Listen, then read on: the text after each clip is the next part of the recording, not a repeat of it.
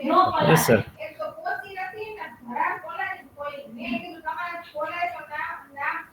Okay, so we'll just start the class.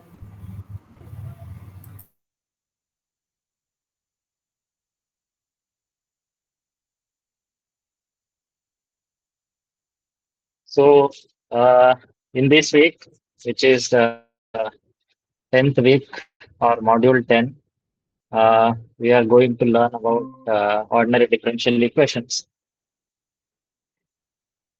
In that, we have already seen how do we solve ordinary differential equations in single variable, in multiple variable in the previous weeks. So that part is already done. Single variable and multivariable ordinary differential equations as initial value problems. The one, the thing which we have not looked into it was this part, which is the boundary value problems in ordinary differential equations. So initial value problems, we will see like what is the initial value problem and what is the boundary value problem. So basically, like whatever the in engineering or in science, like whenever we try to model a phenomena, for example, let's say fluid flow or motion of a body which is acted upon by a force or given some initial condition, like a ball hit by a batsman during a cricket match or something. Like if you want to model the entire motion of that thing, like the entire physics of it, like when we go through the first principles approach and we try to model it, like obviously, like we end up most of the times we end up getting differential equations. So if you want to get the solution and track the motion of the body or like some other thing, you have to solve these differential equations so that you can get some solution and get the results which you want. So, so that's what we were discussing in this course. Like, how can we solve these differential equations using numerical methods? So, we have seen finite difference method, central difference, and RK4, all these RK4, 5, and also some implicit solvers. So, different kinds of things we have already seen. So, those were for initial value problems. So, like we have seen initial value problem in single variable and initial value problem in multiple variable, and also for stiff systems. Like we have seen how we can use OD15s or OD23s instead of OD45 to solve the stiff systems, like which which like explicit methods don't work for stiff systems. Like most of the times, like you have to go for some kind of implicit methods like OD15s or OD23s.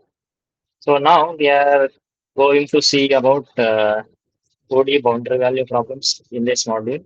And also we will see differential algebraic equations. Like this is not there in the, like this was given as a part of bonus material for the course, but we will also see like a little bit of it.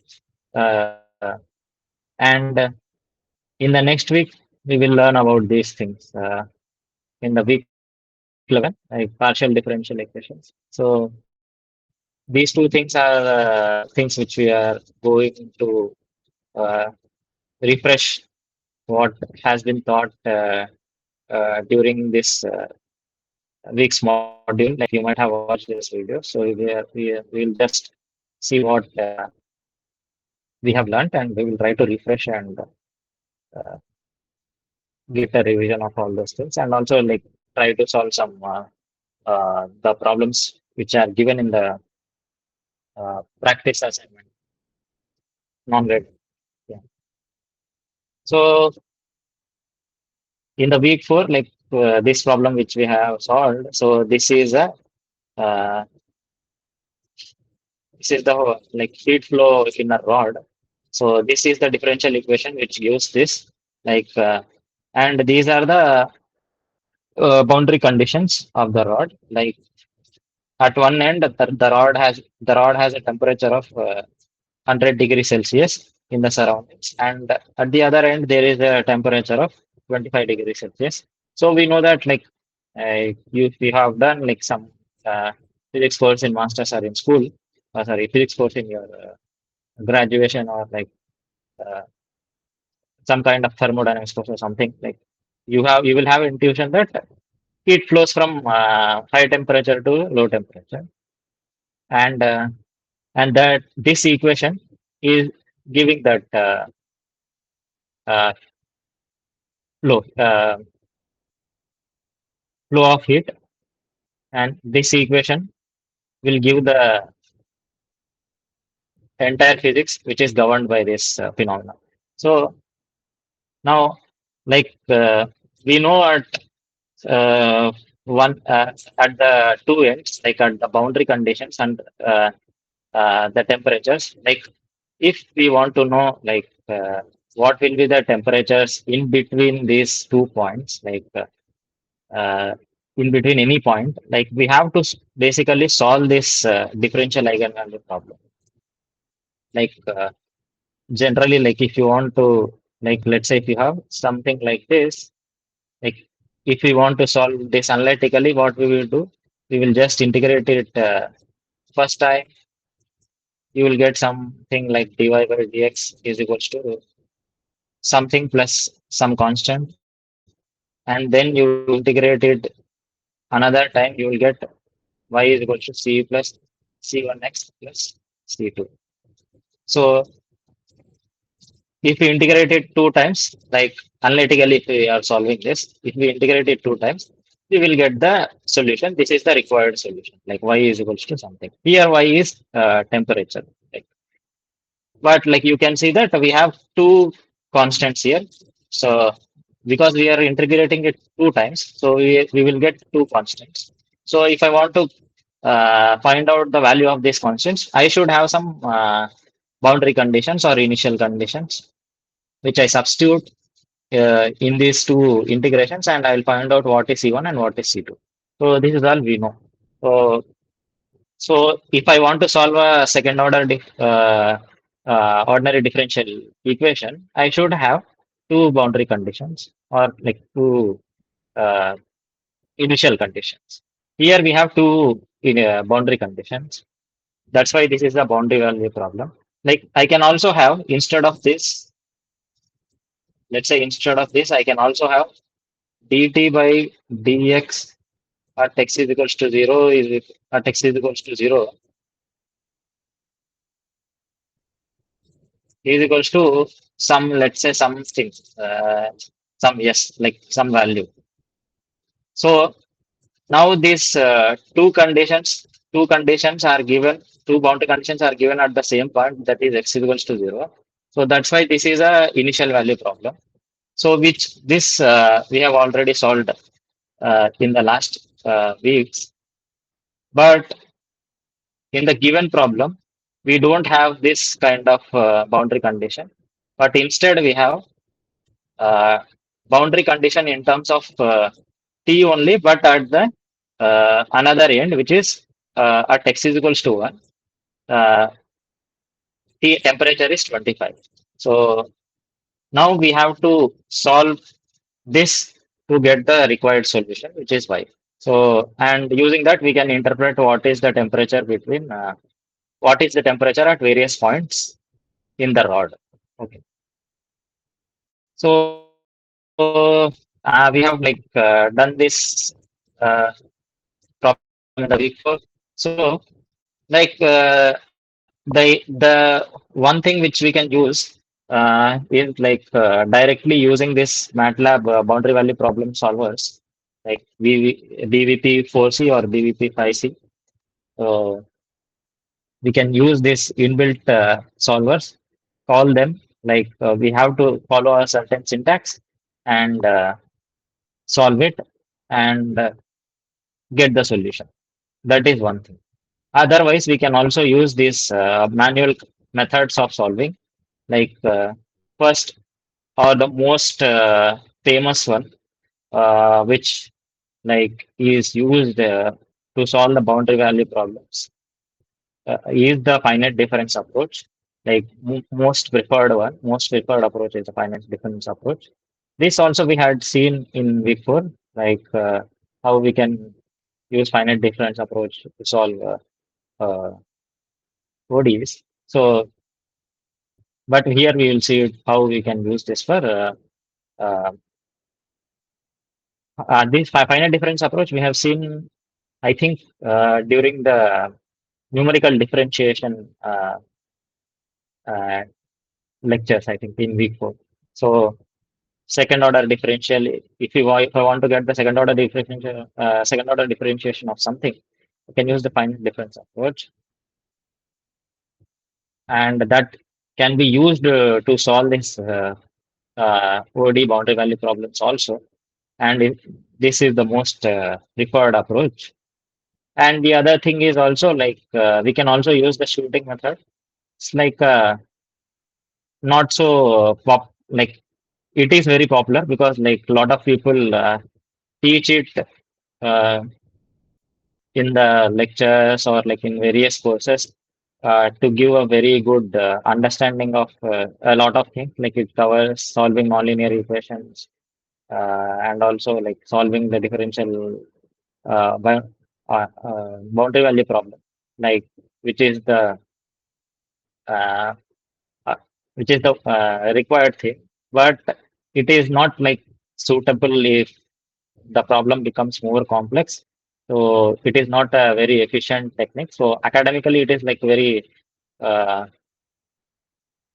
famous one, like to teach in the class, but like practically we won't use it there. So these are the three things uh, which we have seen in this week. And like this is the problem which we have already seen, like entire thing. We will see it like we will revise like how ODE BVP solvers are used in MATLAB. Like, but before that, we will see how we use finite difference approach to solve the boundary value problems. So it's basically like you have this differential equation along with boundary conditions. Now,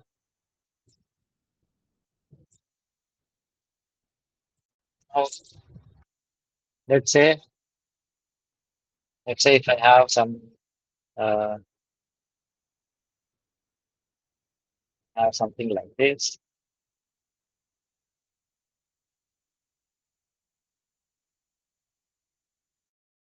and let's say assume that this is my plot of T temperature, and let's say this is my point I, and this is my point I minus 1,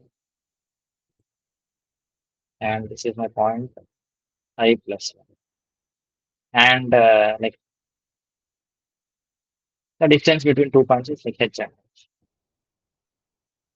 Like if I want to get the second order differentiation of this plot of T, I can use the finite difference approach, which has some kind of this kind of formulation, which is Ti minus 1 minus 2 Ti plus Ti plus 1 divided by 2 square.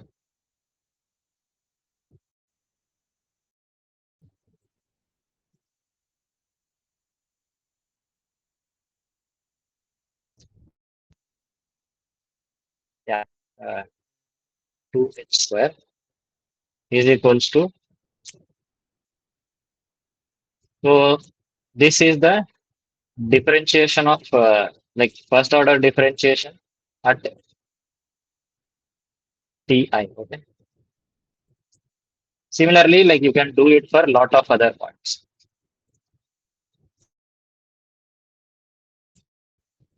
at t at the first point we know like t naught or like let's say t1 is nothing but t at x is equals to 0 something is already given which is 100, and we will do it like from I is equals to 2 to I is equals to let's say something n. Okay. So when I is equals to n, then this becomes n minus 1 2 tn plus tn plus 1 divided by 2h square gamma tn minus 20. And when I is equals to n plus 1, which is the last point uh, up to which you want to solve, like or this point, which is nothing but x is equals to 1, at x is equals to 1, we will have tn plus 1 is equals to 20. So basically, like we have converted this differential equation into a linear system of like system of linear equations, and I can use algebraic tools like matrix inversion techniques to solve this uh, system of linear equations. So that's what we do in the finite difference. So we will have n plus 1 system of linear equations, and we can solve it to get the uh, values of t1, which is already known, t2, and up to tn. Tn plus 1 is already known. So these values were unknown, and we will find out by solving this tn plus 1 system of linear equations. So, like the same thing, like this is the same thing, like by discretizing, we will get this kind of system of linear equations. You can see that it's divided into 10 intervals, so you will have like 10 plus 1 system of linear equations. Like you can solve this using this tridiagonal matrix approach, like which we have seen in week 4. Like this is this will be useful like when you have some like if you have some, let's say this, instead of 10 intervals, if you have something like 10,000 intervals, then your matrix will be like uh, bounded, right? Like uh, obviously this matrix, whatever you get, a matrix will be a bounded matrix, and you can see uh, the elements near to the principal diagonal have some values, but all the elements of the matrix away from the principal diagonal have zero. So due to this kind of structure, like it becomes easier to solve using this Thomas algorithm or the TDMS algorithm. So it's like it becomes computationally very inefficient to like also to store these kind of matrices, because like zero is like storing zero, it will take like lot of like these many zeros will it will take lot of space in the computer, so that becomes inefficient, and like due matrix size also becomes bigger, then matrix operations also become like very tough. So my tridimensional like TDMS algorithm or the Thomas algorithm tries to like reduce those problems in a very intelligent way. Like you can watch the week 4, or like week 4's lecture is not that if you feel that it is not that much descriptive, you can go to this computational techniques course taught by Professor Niket Kaisare itself, like taught this course to know more about the Thomas algorithm. But like because we have only 10 intervals here, like we can directly invert this matrix. Like it won't be a very much computationally intensive thing. So we can directly inverse like whatever this is there, I can convert this in the form of this, like ax a into t is equals to something b. So here t is nothing but t1 to tn plus 1. like in our case, Tn plus 1. And A is like whatever the coefficients are there, all these things, coefficients, whatever are there, that is the A. So you know A and B, like if you want T, you just have to invert and get the solution. So the simple thing, like that's what finite difference method does. Like you can divide it into n intervals. So you will have n plus 1 points, and you can use finite difference method to solve the problem. Okay. And like the other method is also like this shooting method. Shooting method is not like we will see how we can use, like, but it's not like, as we said, computationally very efficient to use the shooting method to solve our problem. Now we will see the codes which were discussed in the class.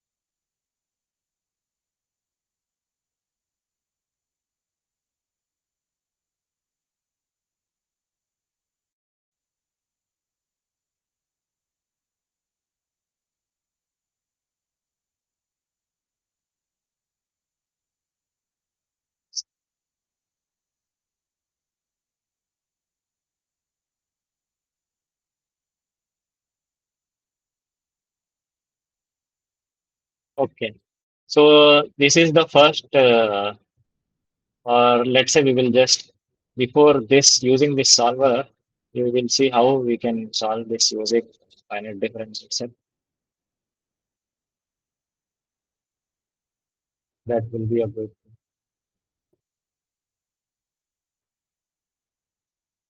So this is the gamma value and the t value, ta value, which is like uh, given. Like ta is nothing but the uh, end value of temperature, which we will take, and like we are defining a uh, like a zero matrix initially, like uh, because we have n plus 1 system of equations, so we should have a matrix, a matrix of size n plus 1 by n plus 1, and b also we are defining it uh, as a column matrix with n plus 1 rows and one column. Uh, the first uh, element of the matrix A11 is nothing but uh, 1, because like we have T1 is equals to 100, right? So B1, or the first element in the matrix B, is 100, and the coefficient of A for this first equation is 1.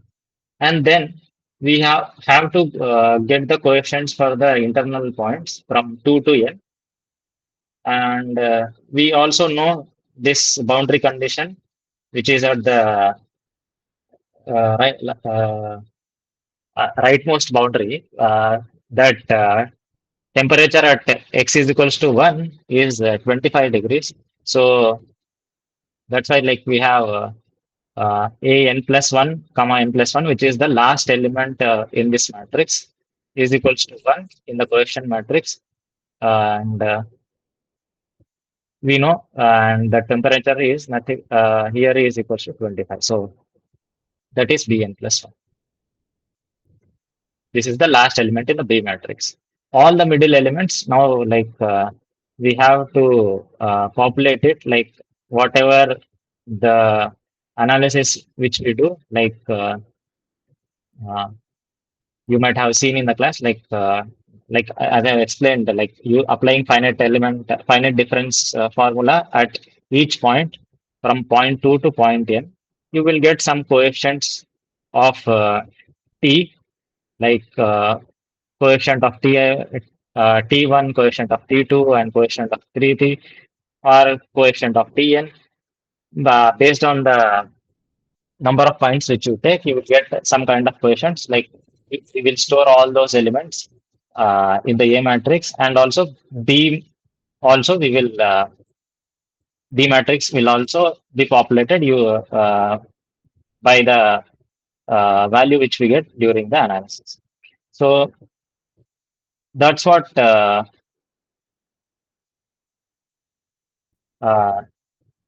we do. Like we get A and B, and now we have to simply solve uh, A inverse V. Like we have to do A inverse V to get the value of T, which is the temperatures at various points in the plot, in the bar. So like if we solve it, there is some error, unrecognized variable n. Okay, so we have to give n is equal to, let's say, 10. Okay. Now if I solve it, there is some difference again. H is equals to L by n.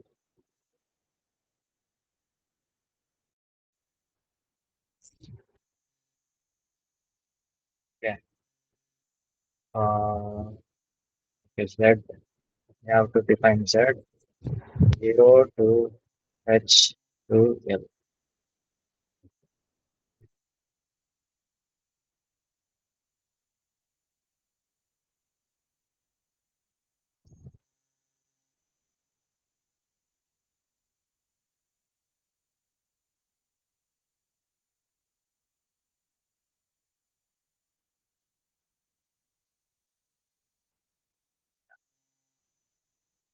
Now if we solve this, like we get this plot. This is the temperature distribution in the bar.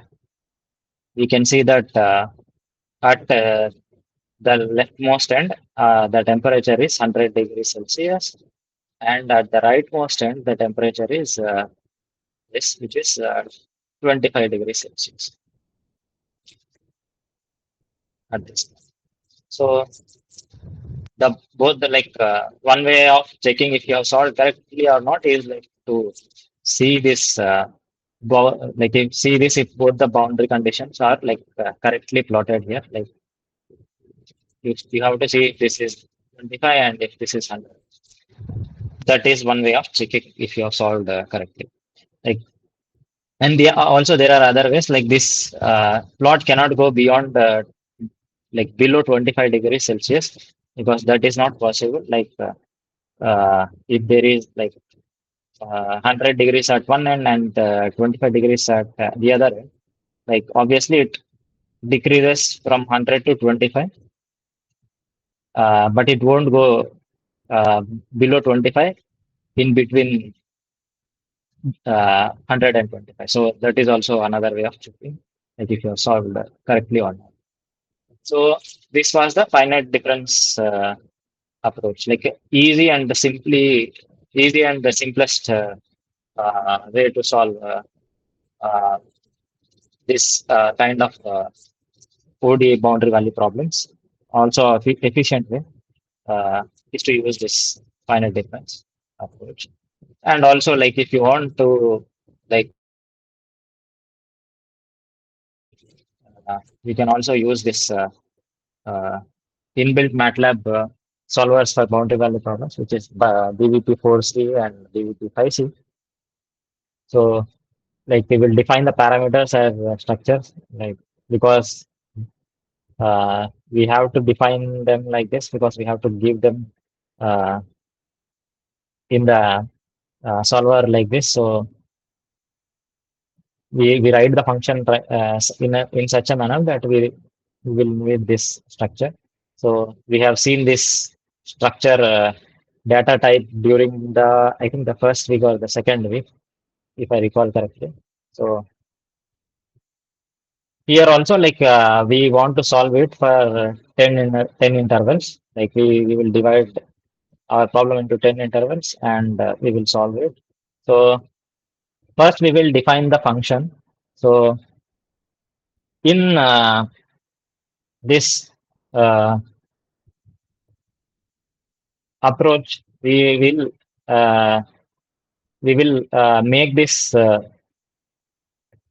second order ordinary differential equation in the form of a first order ordinary differential equation, like what we have done, I think, in week 7 or week 8, like when we have uh, uh, multiple variable ODEs, like or like when we have higher order ODEs, we can convert them into single ODEs of single order just by doing state space transformation. Like if you remember it correctly, like we can convert it in like this. We will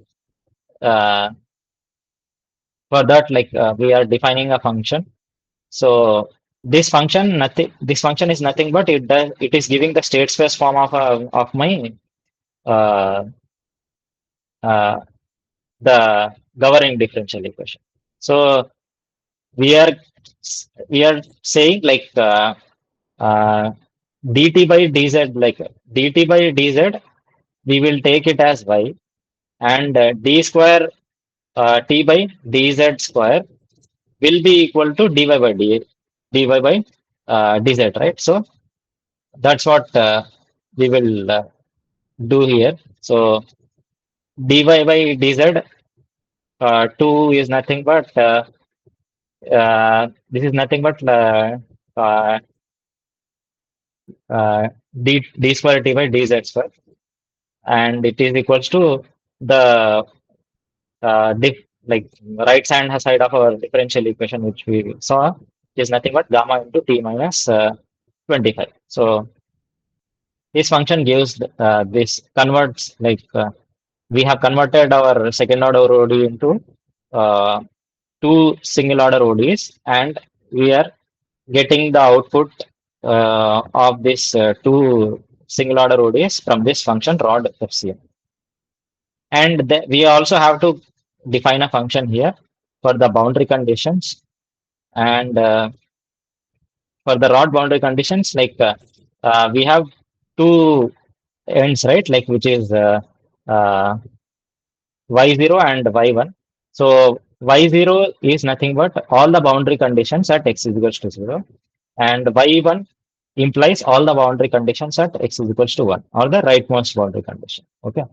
So we will give this boundary conditions like as the residual. So uh, in this residual matrix, we will store this. Ideally, it should be 0, but if you are not solving, like if your method is like approximate, like this will be near to equal to 0, and you will have some residual here.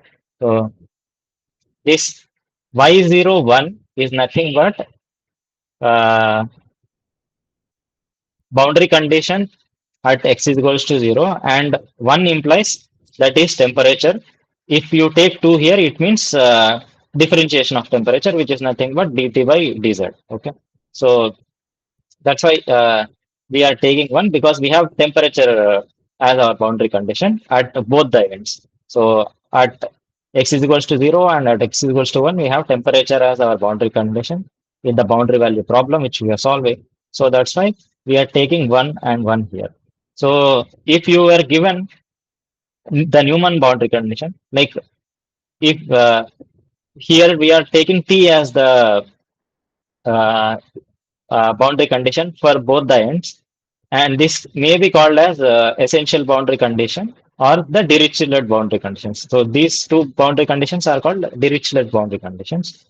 But if you have, let's say, at x is equals to 1, you have boundary conditions in terms of differentiation of t, which is nothing but, let's say, t by dx is equals to something, then that boundary condition is, you can call it as natural boundary condition or Newman boundary condition. So In that case, we have to put y1 of 2 here, like if you have that boundary condition. But here we have temperature as boundary condition on both sides, so that's why we are giving putting 1 here. And then we will go to the first part. We have defined the functions for our differential equation and also for the boundary conditions of the rod. Now we will solve it. We have divided it into 10 intervals. Uh, that is fine. And so what we have to do here is like we have to first give the initial condition, some assumed initial conditions which we have to give for T initial and Y initial. So T initial is nothing but temperature initial, and Y initial is differentiation of temperature. Like Y is nothing but dt by dx. So that is minus 50. Like we will just give this as uh, initialization for our this function, which is dvp phi c, and then it does the magic and it will find out approximate values of it. So and like again, you have to define the initial conditions. So you have to give this uh, dvp init, and take this function dvp init to define our initial conditions. So z is the independent variable here, so which is nothing but x, and we know that t and y will be our dependent variable. So we have to define it like this, and this is our initialization for the problem. So which we are giving here in the syntax of BVP 56. Okay.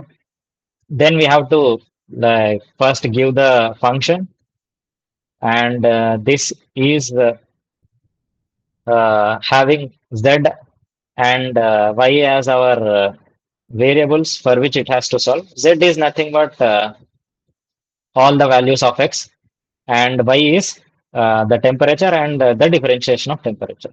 It includes both the things, and a rod function which will give these values for each point. And then we have also given the boundary condition at y0 and y1. So, and this function will give the value of boundary condition. And after solving it, you will get the values of temperature and differentiation of temperature at various points of z. Z is nothing but x here. Like so, then we can plot the temperature. So y solve dot y. So y is nothing but like we have two values right here. So the first value is if you put y solve dot x, you will get the value of all the values of z. If you put y solve dot y, you will get all the values of y. In y also we have two values, which is the temperature and also the differentiation of temperature. If I just want like temperature, like the temperature solution, I can take only the first thing. Like if I want dt by dx, then I can put instead of one, I can put two here. Okay.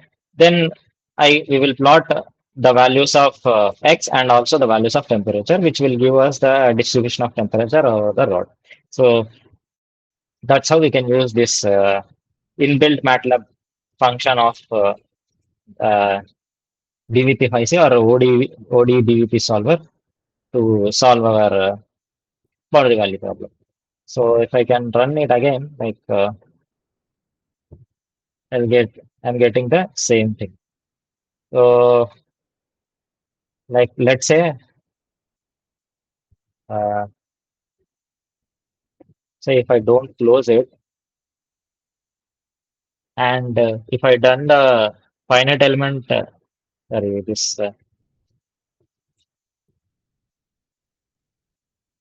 if the finite difference thing also and plot it like both the things. So uh, this is my plot using the finite difference approach. Or let's say if I plot it like this instead of this, maybe this will look like, yeah, dotted line. And I'll say hold on, and I'll say And I'll also run this inbuilt function. Okay. So instead of this, I'll put this only. So maybe this will make sense a lot. Sorry, should be.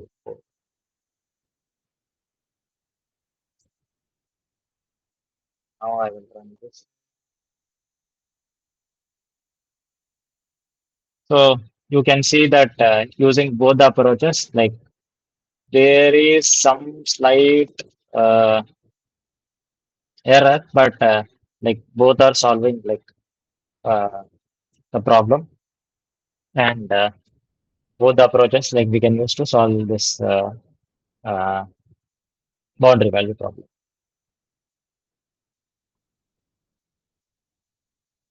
Gamma is 4 here. Okay, so here we have taken gamma 4. Like let's say here also I'll take gamma as 4. I'll get overlapping plots. Should be getting overlapping plots. Yeah, yeah, you can see that uh, both the plots are getting overlapped. So this red line is that the plot for gamma is equal to 8. So you can use BVP 5C or you can write your own finite difference manual formula using like a manual code using the finite difference formula to solve the problem. So both the things can be done. Like uh, what you prefer is like your preference. If you ask me like what to do, like what to write a manual code or to use this inbuilt solver, I would say initially whenever you are solving uh, or when you are learning or when you are solving like small toy problems like this for a rod or something, better to write your own code and learn finite difference approach, like which is one of the most used approach uh, while solving this ordinary differential equations. So that would be my advice. Like writing our own codes will like help us to understand the methods even more. Like you will appreciate finite difference approach or like solving the ordinary differential equations uh, much more than just using this inbuilt MATLAB solvers, because like nothing you are doing here, like you won't learn anything here. You just have to know the syntax and you can just solve the problem. No learning is there. Like, but here you have to like carefully write all those things, and your mind will get used to the logic of solving a problem. So that's what I would suggest. Like, if you want to uh, like uh, learn things, better to write uh, your own manual code of finite difference and solve your problems. Sometimes what happens is that like whenever you use this inbuilt MATLAB solvers, like there will be s- like this is a simple problem, and for that like the syntax is also like very simple. There will be also like complications in this syntax, like if you are solving like more complicated problems. So then it becomes like hell to include all those conditions, options, like lot of other things. Like you have to read the documentation, each and everything, understand it very carefully, and put all those things very carefully, and making sure that you don't mess up the syntax while you do that. So that's like a task in itself also again, like you have to learn the syntax very properly. So that is also a thing we should take care of, because like we are doing it like basically blindly just following the syntax. Sometimes we might end up uh, uh, like creating lot of errors. Like if the error is like very clearly visible, then it's fine. Like you can go and edit your code and run it again. But if the error is like uh, not very clear. Like let's say the MATLAB is like giving you some solution, like and you can, looking at the solution, you can say that okay, this might be a possible solution. Like you don't know if it is correct or not. You might say like this might be a possible solution. Uh, like this, right? Like this is for gamma 8. Like gamma is equals to 8, and these two are for gamma is equals to 4. These two plots are for gamma is equals to 4. Earlier, what I thought, like I thought I had given like uh, both these values as gamma is equals to 4, and I was telling that okay, because these are numerical approaches, like there might be slight error, and both the solutions might be correct, like that I was saying, but my assumption was wrong because I had given gamma is equals to 8 there. So these kind of errors might occur, like when you are like directly using inbuilt solvers uh, without knowing the methods properly and without knowing the like syntax properly, like this error might occur. Of course, on the plot, it looks like this error is like okay, like, but it might mess your results, and so that's what should be taken care of. So you have to take a call what you want to use. So you can use the manual written code, or you can use the solvers also. Then uh, we have gone through this shooting method also. So, like as Professor Niket said, that this is not a very practical method. Then you have like more variables. So, but academically very interesting to learn a lot of things. So that's why we will see like what it is doing. Like a lot of uh, things are like same. Uh, like what we have defined, we are defining the function of this rod, and like basically we are converting this second order ordinary differential equation into two single order ordinary differential equations, and this function will give the output of those uh, single order ordinary differential equations which we have converted, and basically that is the our Lorentz differential. So in shooting method, what we do is like uh, Excuse me, sir. yeah, Nasir. Just can we go to the down, no? Y1, Y2, Yeah, by one Y1, by two. Y2. So Y1 will be the temperature. Okay, that. Hmm. Okay, sir. Clear, clear. Yeah. Thank you. Okay. So, so what we do in shooting method is like uh, we just solve our problem as a initial value problem. So we we have a boundary value problem in which like we have two boundary conditions at two ends.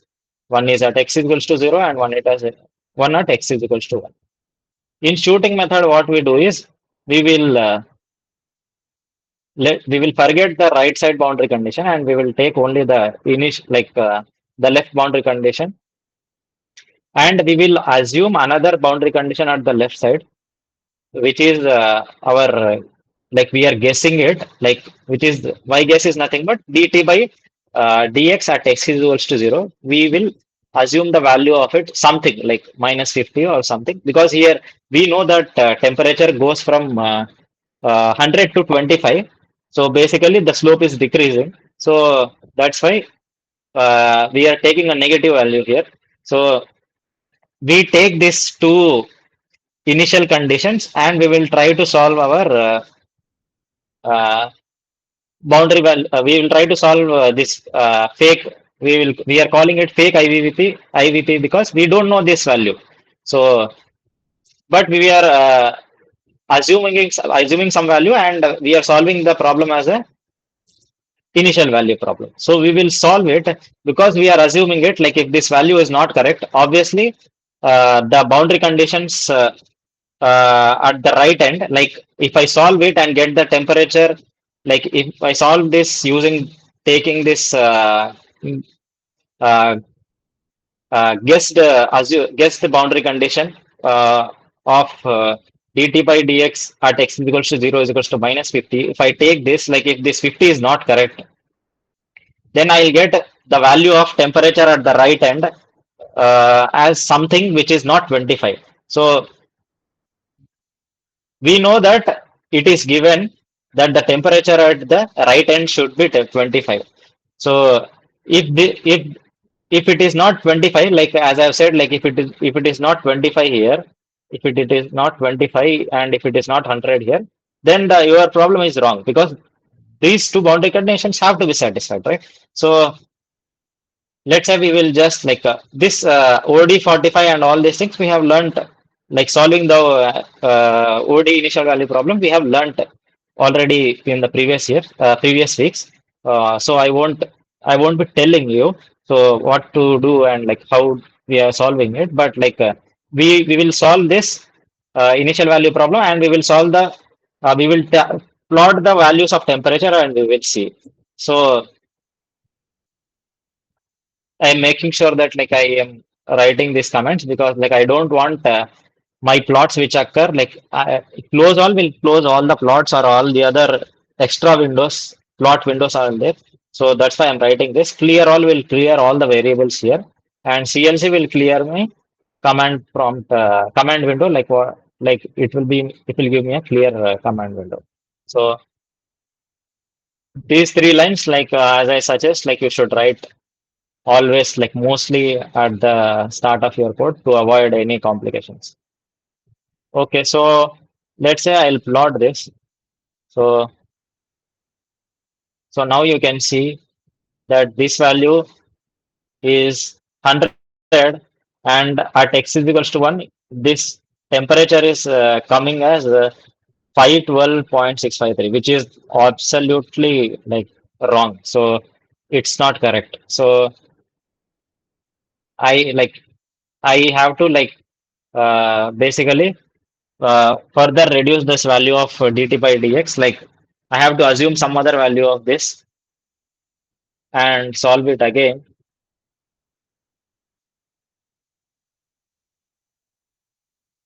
So now you can see that this is like going up to minus 700 or something. So minus 450 is also not the correct value. So what I'll do is like I will remove this close all, because I don't like I want to plot on this plot only a lot of times. So I'll plot for minus 50. So 450 plot is there. I'll plot for minus 50.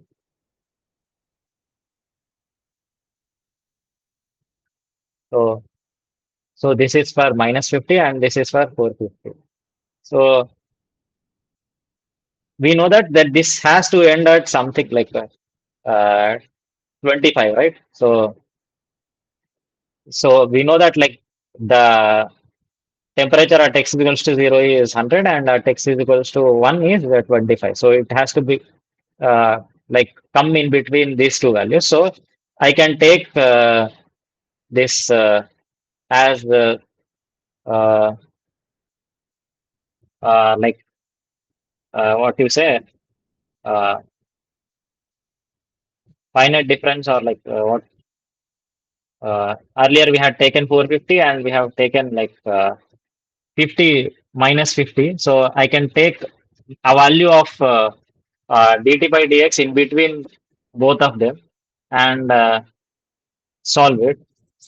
Now you can see reduce residual is like a bit more reduced. So now okay, now I can solve this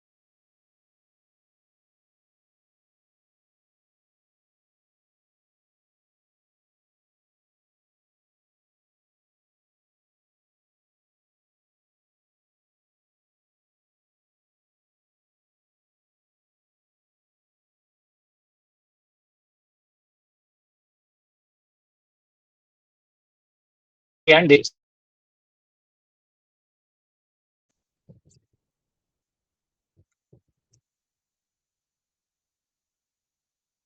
Okay, now it's like gone here. So now like I want it, so this value is like 214. So uh, I know that this is temp 25 is between these two. So I can take some value between 150 and 250. So, so now again this residual has come a little bit more. So this and I don't know what is well, yeah. So now I can take some like slope of this and slope of this and again do it like I have to solve it multiple times. Like basically what I'm solving is a non-linear equation. So when we solve nonlinear equations, we go for iterative methods, right? So we have seen all the iterative methods to solve nonlinear equations. So we can do it like this. So in shooting method, we convert our problem into a initial value problem and solve it. But this is a complicated approach, like not suitable every time. But very interesting one because we are solving the differential equation and also we are solving some nonlinear equations.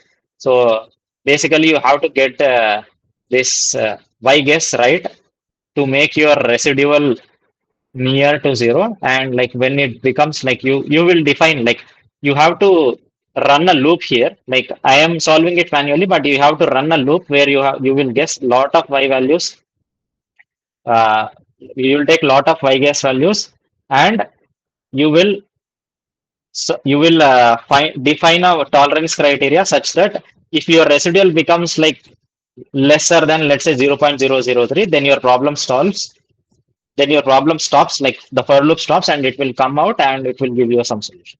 So that's what shooting method does. Like it is basically shooting method is converting your boundary value problem into a initial value problem and solving it. So very interesting method, but like complicated also. So better to use the finite difference approach rather than like getting into this complicated territory.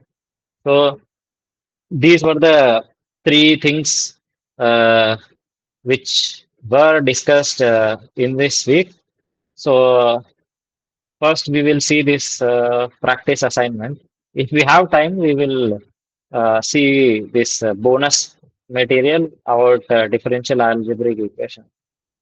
Otherwise, it's not required because it won't be asked like in the exam also. I don't think like week 10 is also asked uh, in the exam, but in the assignments, uh, you will be asked. Excuse me, sir.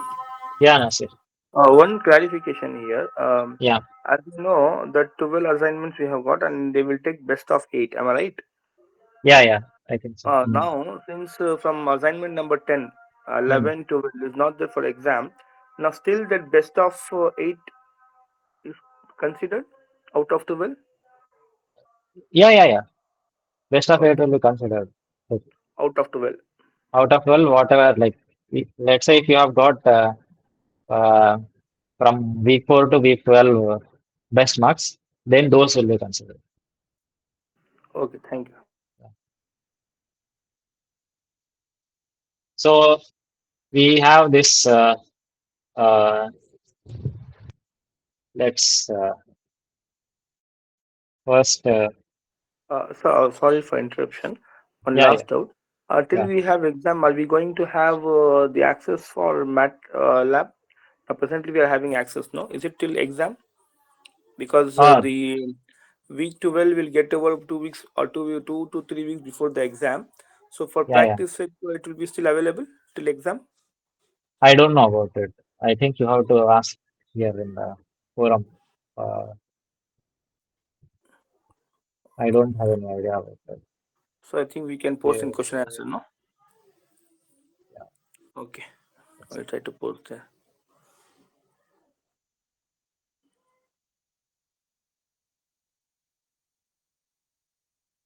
You'll post, right? Yes, sir, I will post Yeah. it today. Okay. Thank you. So we will see this non-graded assignment.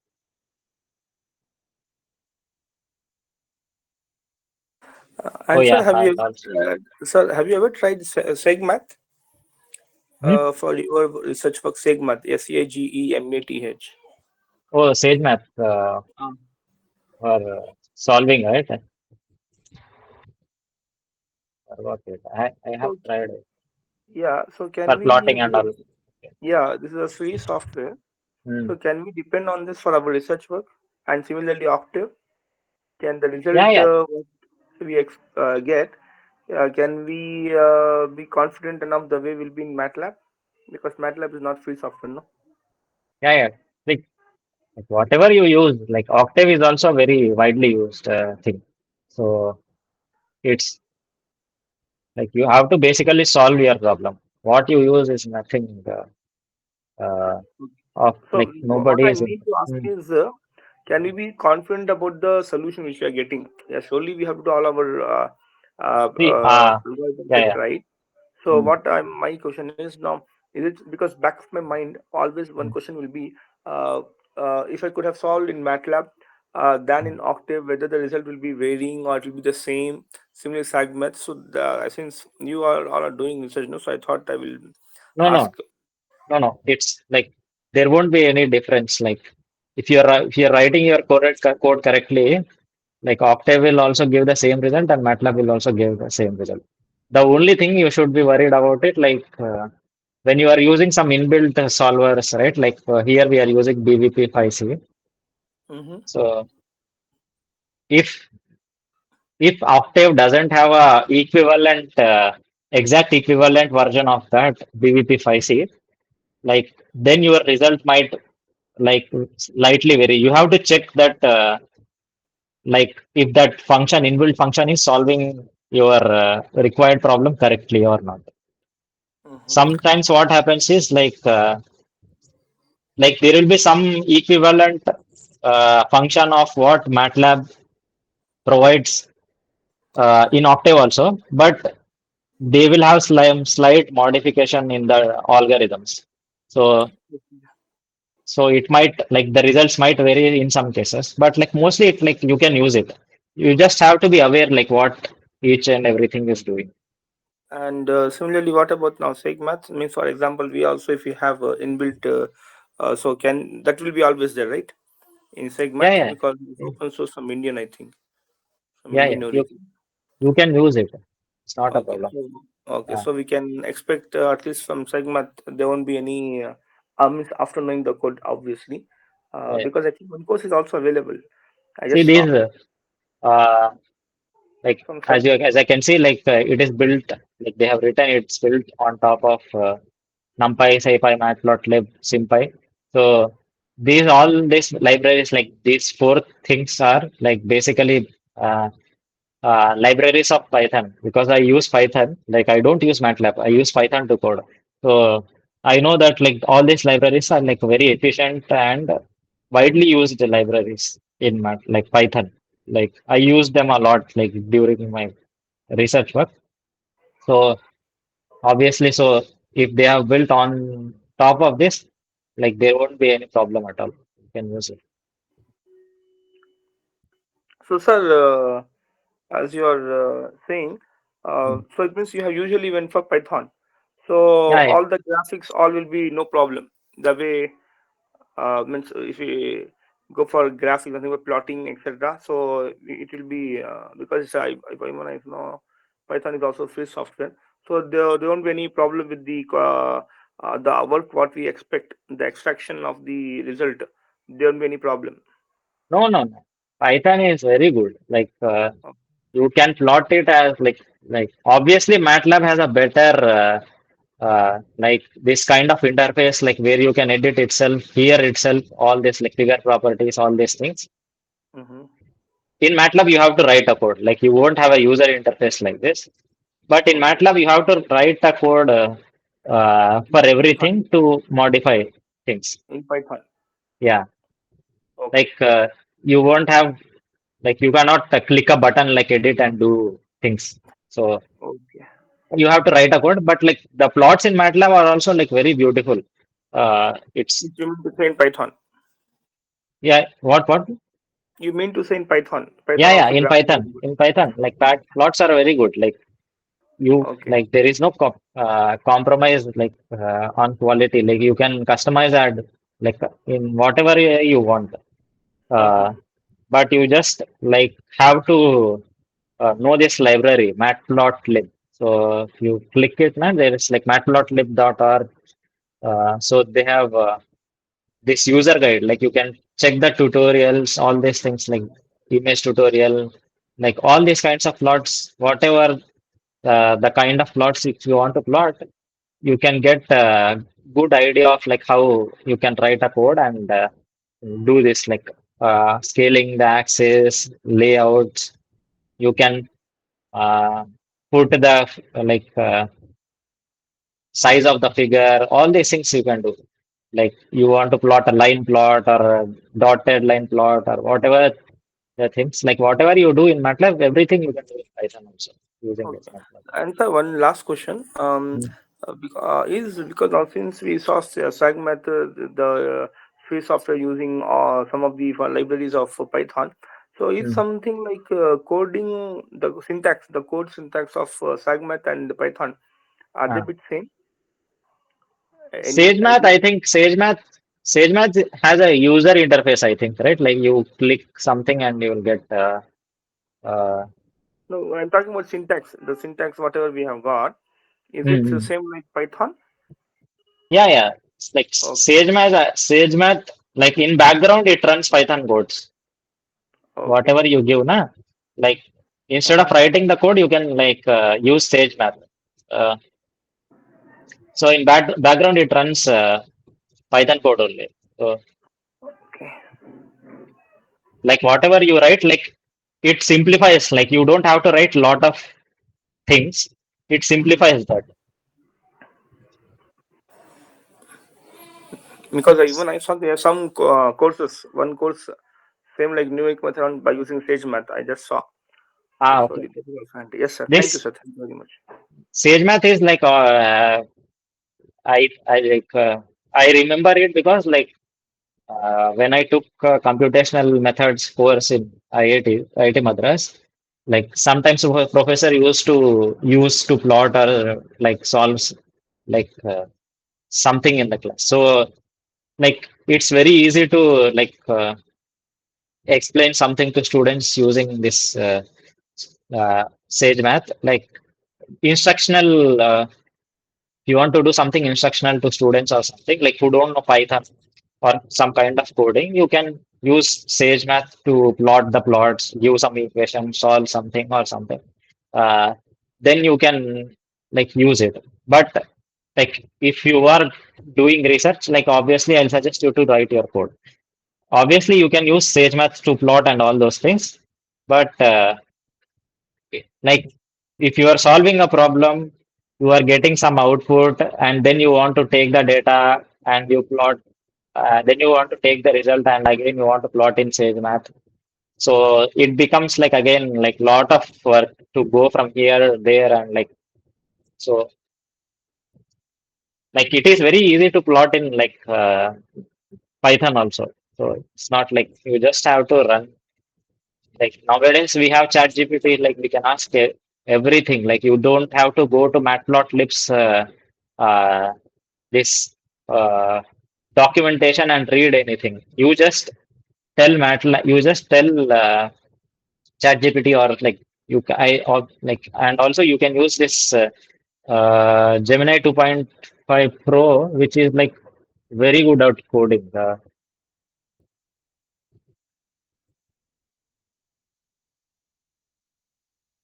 You can use Gemini 2.5 Pro also to do this, uh, like all these things.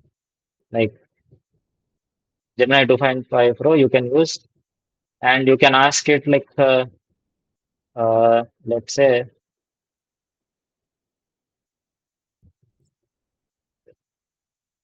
typically I have used it. Let's say I have something like this.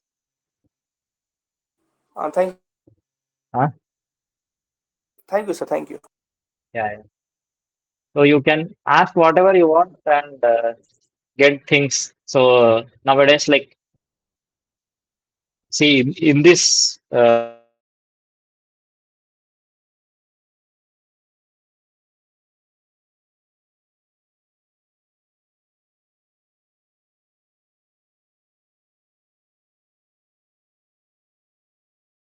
yes, you don't have to remember syntaxes and all those things.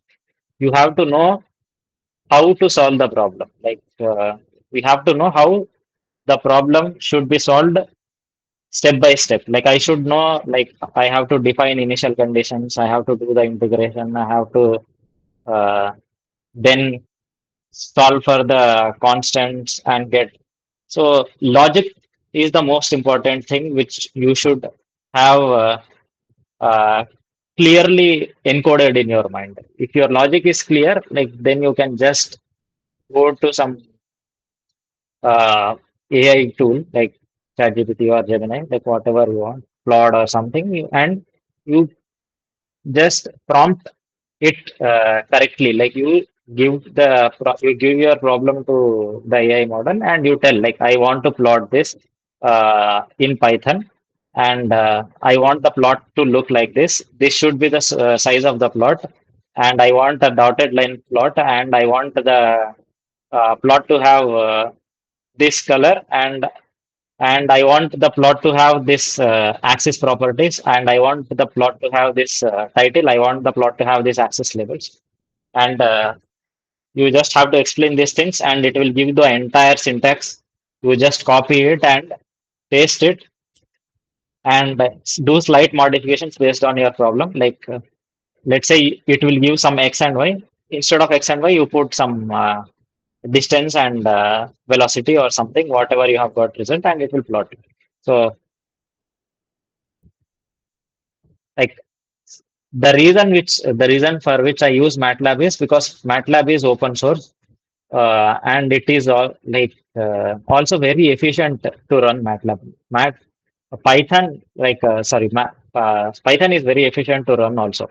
So MATLAB is first, it is a proprietary software, like you have to pay for it and you get entire thing. But of course, it has a lot of advantages also, the like lot of inbuilt functions and all. But over the time, Python has also become very popular because like there is a very huge community which uses Python for coding. Uh, because like lot of people are also doing nowadays this uh, like there is a wave now, like in every field people are trying to solve using machine learning or AI, like they are trying to incorporate it and solve their problems. So for solving machine learning problems or like something related to AI, Python is the go-to language. So everybody is moving towards Python, and Python is also good for scientific computing because like people have developed a lot of things like some NumPy, SciPy, all these libraries like are very good. Uh, there is like nothing inferior to MATLAB. Like, so that's why Python is like growing daily because like uh, if you go to some foreign universities like in Europe or something, they don't use MATLAB or Mathematica or something. They will like always prefer this open source programming languages. Like they will use C++ or Fortran. Like a lot of them use C++ and Fortran because like they are uh, like much more faster than Python also. Like if you have like lot of computationally intensive problems, like you have like if you want to solve it in a very less time using less computational resources, you have to use like C++ or Fortran. But like the thing is, you have to write a lot of lines of code. Like in MATLAB or Python, you just have to write very less lines of code. In C++ and uh, Python, C++ or Fortran, like this becomes like 10 times more. Like if you have 10 lines, you have to write some 100 or 200 lines or something like that. But it solves the problem in a very efficient way and in very less time. So So people prefer like if you are like good at using these open source platforms like Python or C++ uh, or whatever it is, like you will be highly respected in the academic community. Like obviously MATLAB is also good. Like, but what if like if the person who is reading your paper is coming from some developing country like India or and he's like working, he's like a student or someone or a researcher from some university which doesn't have access to MATLAB or some research organization which doesn't allow or like which doesn't have the funding for this proprietary software like MATLAB, then obviously they will prefer open source platforms like Python or C++ or Fortran. So it's like you are making science more accessible by using the open source platform. So like everybody like prefers these things. Like it's not like your paper will not published if you use MATLAB or something, but obviously they will get like you will get output and you will get the research output and all. But if you want to make more uh, like whatever the work which you have done, like if you want to make it more accessible, better to go and use open source tool because like more people will read your paper and more knowledge will be transferred.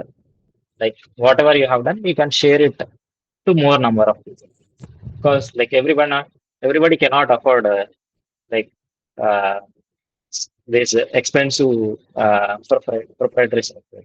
So that's what I would suggest. That's why I use Python or some like every time I want to do something like first choice I will do uh, like I will look for all the open source options available, and if I won't have any like good open source option available, then I go for some kind of proprietary option.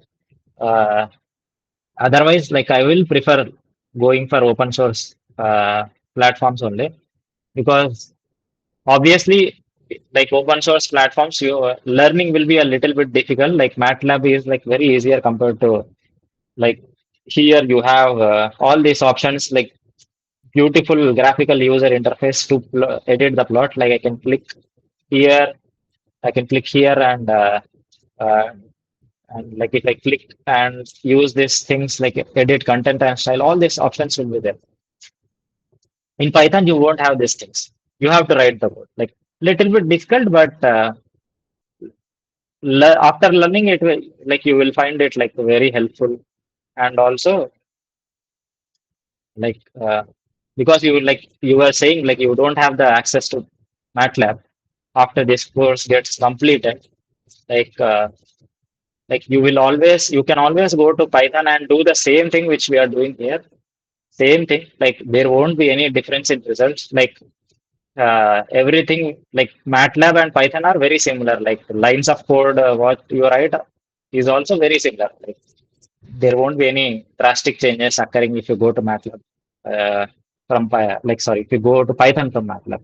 So so one like I would suggest you all to also learn Python. Like MATLAB is also good. Like because it has all these like inbuilt apps like the curve filter optimization.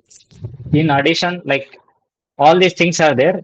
In Python also there are a lot of people who have written codes and they will publish on GitHub. Like if you know GitHub, so all the open source community there, uh, like what they do is like lot of people work on a open source project. Like let's say they want to make optimization toolbox, like some kind of optimization library similar to MATLAB. Lot of people without expecting anything, just for the sake of propagating science and for the sake of developing science, they collaborate and they write codes and prepare a similar toolbox like what is there in MATLAB.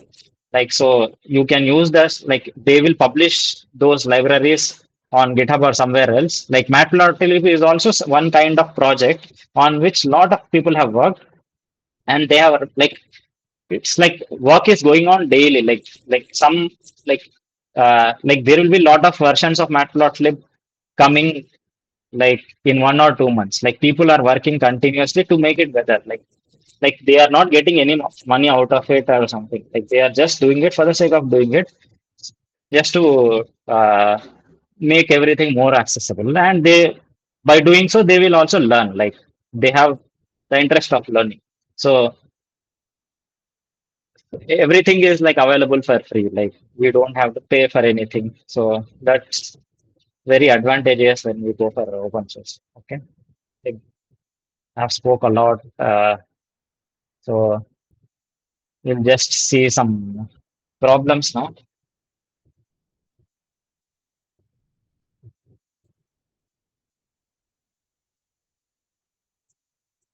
So the bottom line of this, like bottom line, what I want to say is like if you don't have access to MATLAB, use Python. It is very good. And if you want to learn Python, there are like because you have already learned MATLAB, like you are learning MATLAB, and also you are learning numerical methods. So learning Python is not like very tough. Like you can just go to some YouTube video and you can like learn it. Like in 10 or like it won't take you more than 2 weeks to learn whatever all the things which we have learned here. Like you can learn it probably in a week. So it won't take more than a week to learn all those things which we have covered in this 12-week course, because we already know Python, right? So it's not a very good, it's not a very big problem.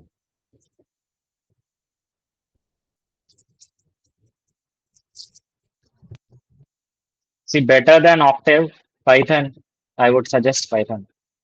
Octave is like, because Python is used by a lot of people, so there is like rapid development, and lot of libraries are available to solve almost each and every kind of problem. Octave is like uh, not a lot of people use it, so the development is not that much. So you won't find a lot of things which you find in Python in Octave. So Python is a better alternative rather than go to Octave.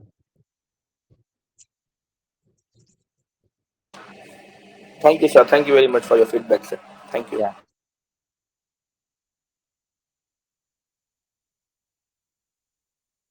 Okay. So uh, yeah. So this is a diffusion with reactor, which basically is a nonlinear. Like here on the right hand side, you can see this is a nonlinear equation, because we have uh, this as one, like something divided by C is coming. Like C is also coming in the denominator. So is a nonlinear function in the right hand side. So that's why this diffusion with reactor is a nonlinear thing. So and the boundary values are given. Concentration at C is equals to 0 is 1, and concentration at C is equals to C of 1 is 0, and L is given 1, which is the total length of the reactor. And these two constants, which are beta and K, are given as 0 0.5.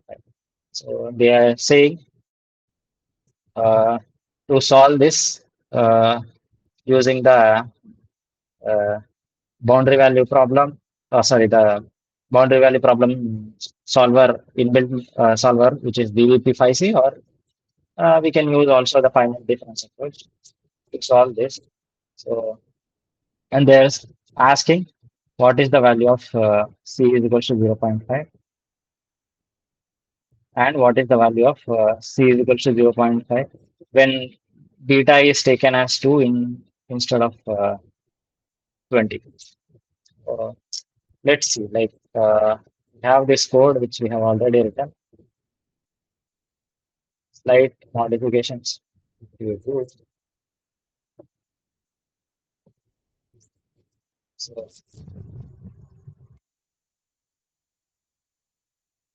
edit reactor.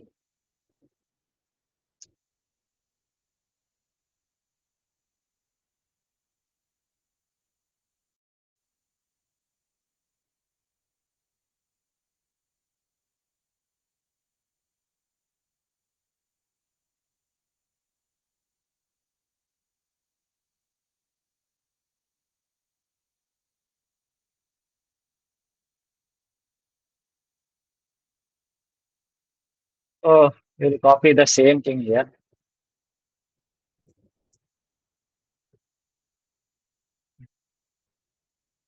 but we have to make here some changes. Like instead, like we had a gamma there, we have here beta, and we have a, or let's say, okay, let's write it here itself. And step size is 0.1. So we are saying step size as, so I don't need n.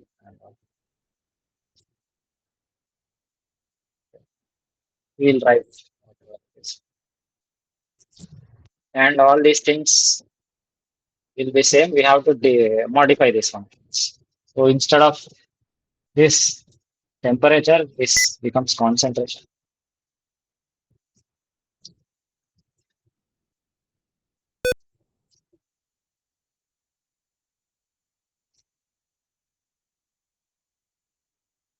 And this becomes dc by c, dz. And this is okay, fine, y. And this becomes like we have seen para dot beta into c.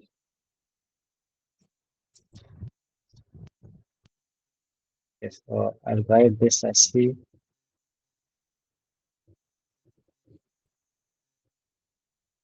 into c divided by dot k plus v again. Okay. So we have defined this function, and we have to define this boundary conditions. So this is same, instead of at y0, this is 1 and this is 0. Okay, everything is good. And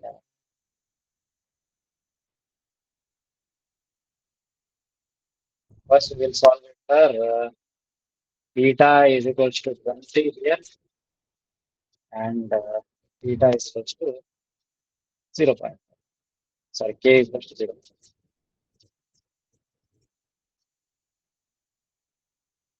Let's solve it, see how it will turn out.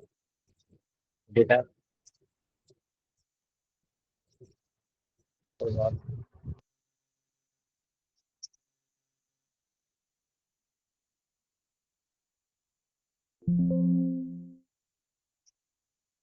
Error says small k. I will run it.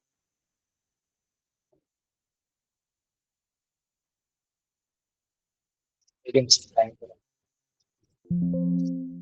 again some error.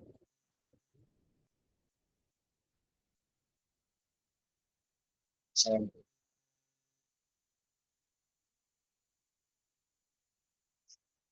some error is occurring. Take this initial conditions and for and minus it. Yeah, I do this. Yeah, how it is solved.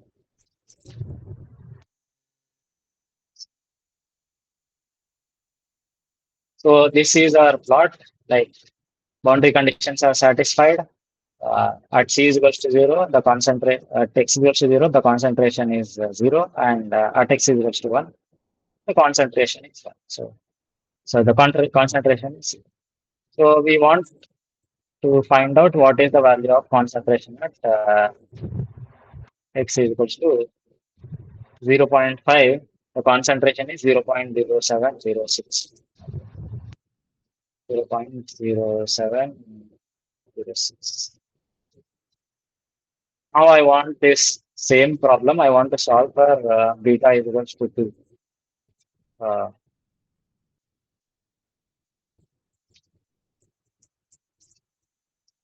Beta is equals to 2. Again, I checked. This is the value. So 0.3938.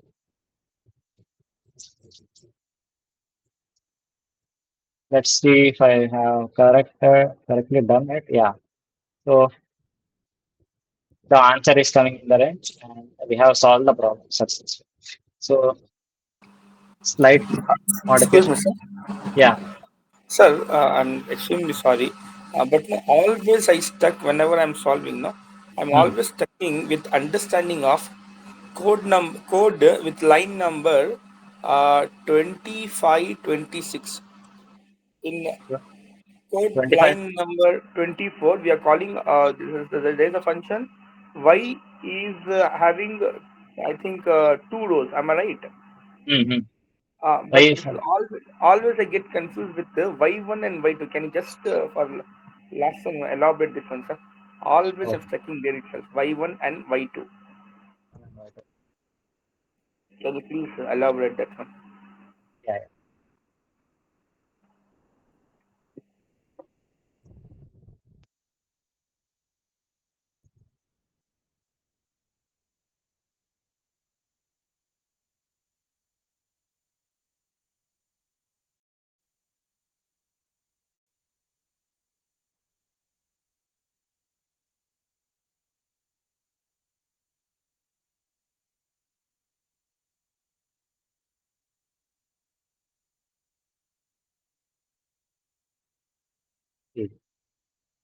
Uh,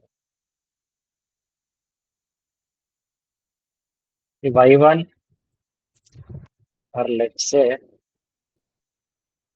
you have some differential equation.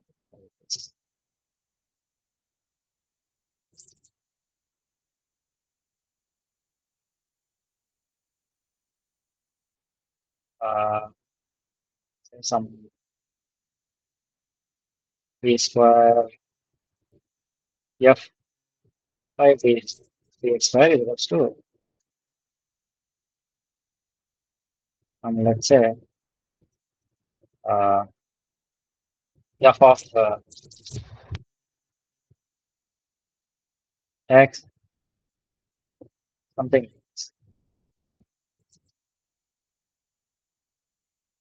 So this is a second order differential equation, and let's say this is d. This is a f of something or something. So this is not f. Let's say this is g. So this is a second order differential equation. I want to convert it into a first order differential equation. Line number 19.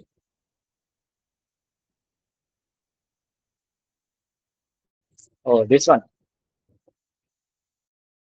See, line number. See, when you solve this, when you use this boundary value problem solver, it will give you two outputs. Okay. It will give the value of z. Z is nothing but the values of x. So z is nothing but this. So this is already there. So it will give the value of z and it will give the value of y. In y, there are y1 and y2. Y1 is the concentration taken as C, and y2 is the differentiation of concentration, which is dc by dz. Okay. So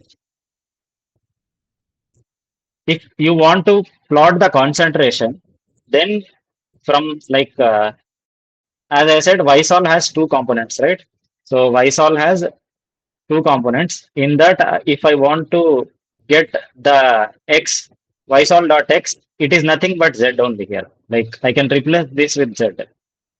If I want these values, I want to put something like this, Ysol dot y, and in that the uh, first row first row will be uh, having these values of concentration, and the second row will be the having the values of differentiation of concentration.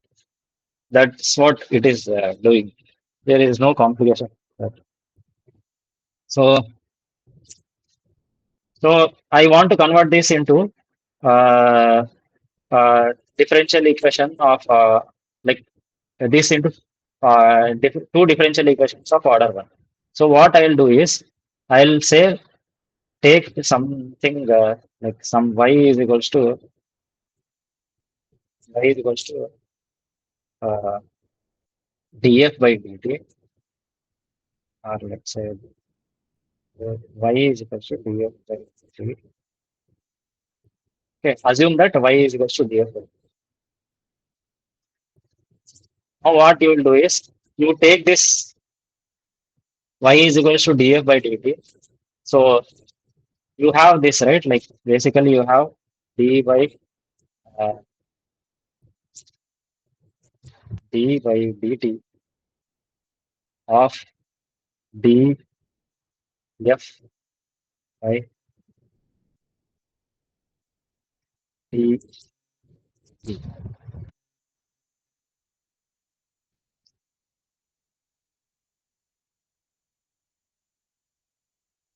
Yes. Yeah. So this is what this is the same thing as this first line and the third line are same. So instead of df by dt, you can put this as like this, and then you can make it dy by dt is equals to g of x comma, right? So now you have two equations, right?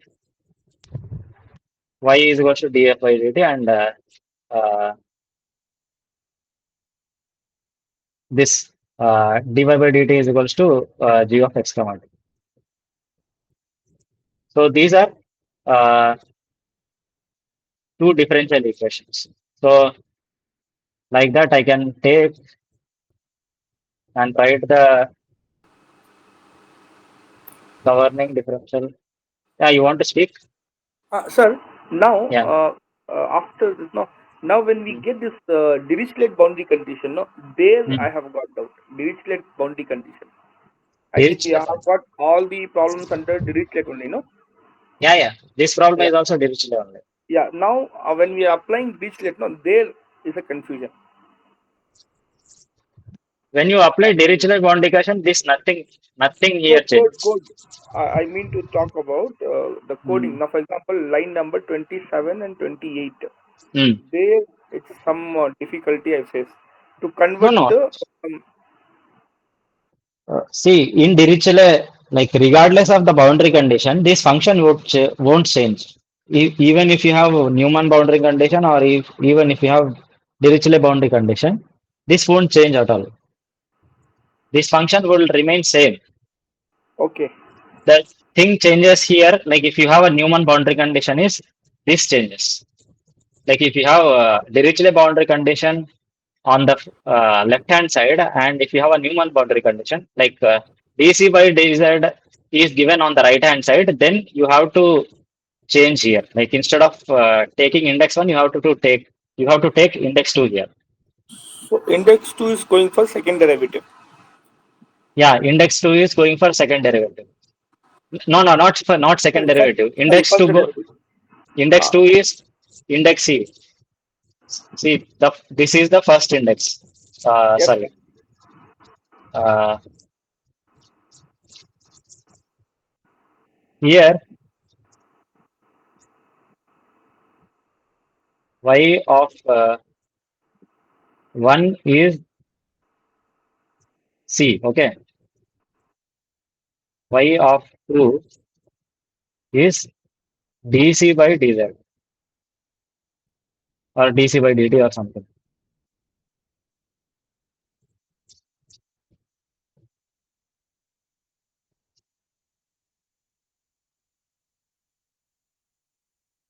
Okay.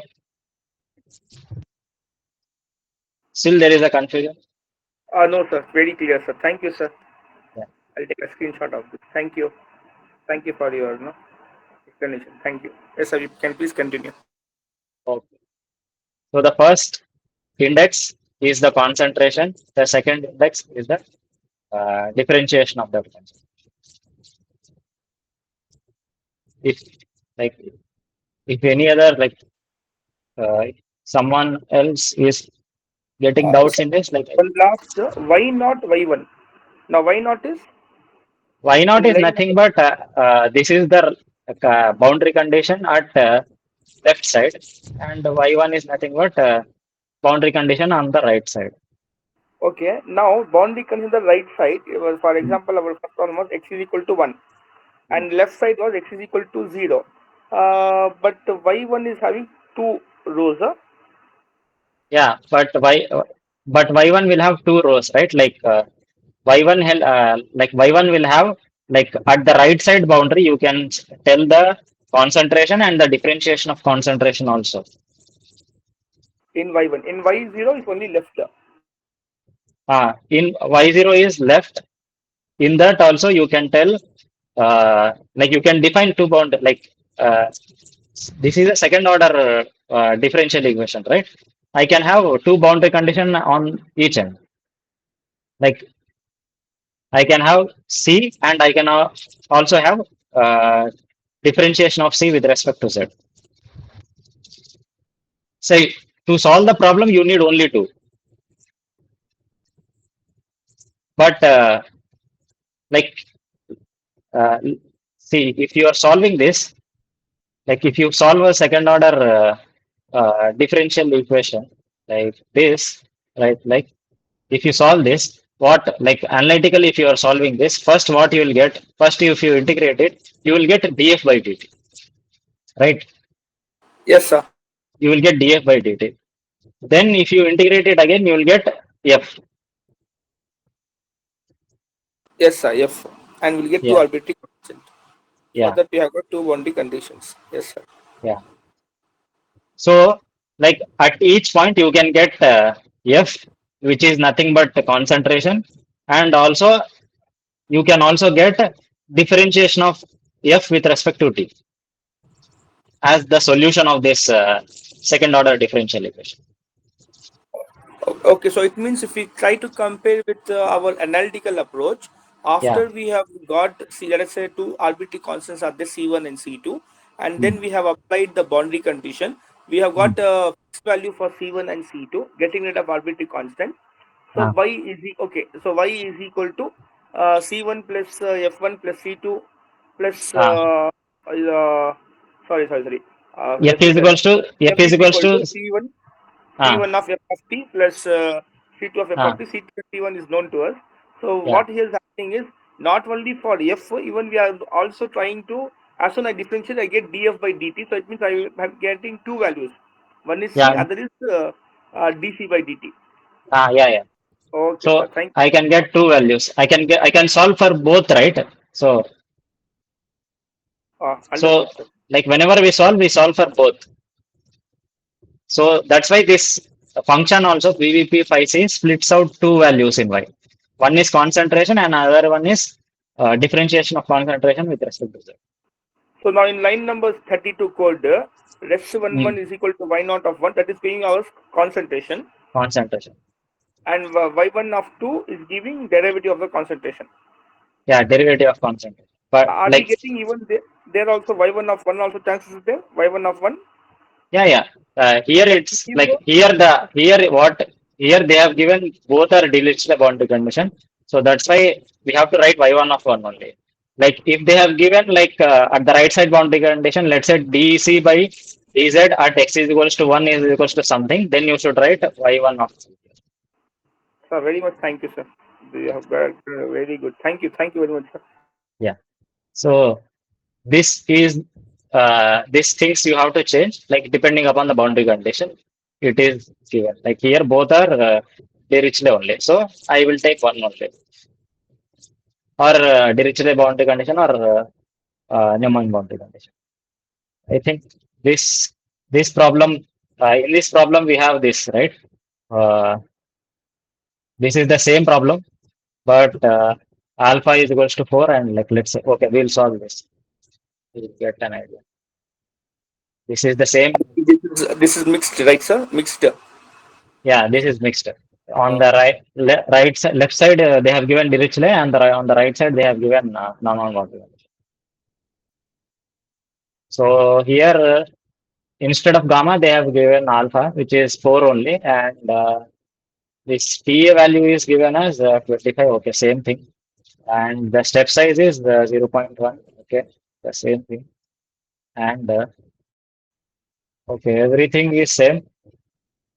And like they are telling to solve it using finite difference approach. But let's say, like in finite difference approach, if I want to handle this, I have to like do some extra steps. We will see it like uh, after we use the inbuilt function, we will see how can we solve it. So here, here, like because they have given this uh, Dirichlet boundary condition on the left side. So left side is nothing but y0 boundary condition, and on the right side, which is y1, they have given t dash, which is nothing but dt by dz. So I have to take here y1 of 2, and this is not 25, this is 0. Okay. So I don't know the temperature at the right end. Instead of that, I know what is the value of dt by dz at the right end. Okay.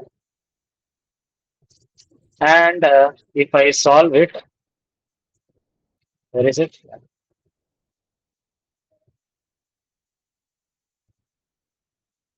Yeah, yeah. This is yes. Okay. If I solve this now, let's see what I'll get.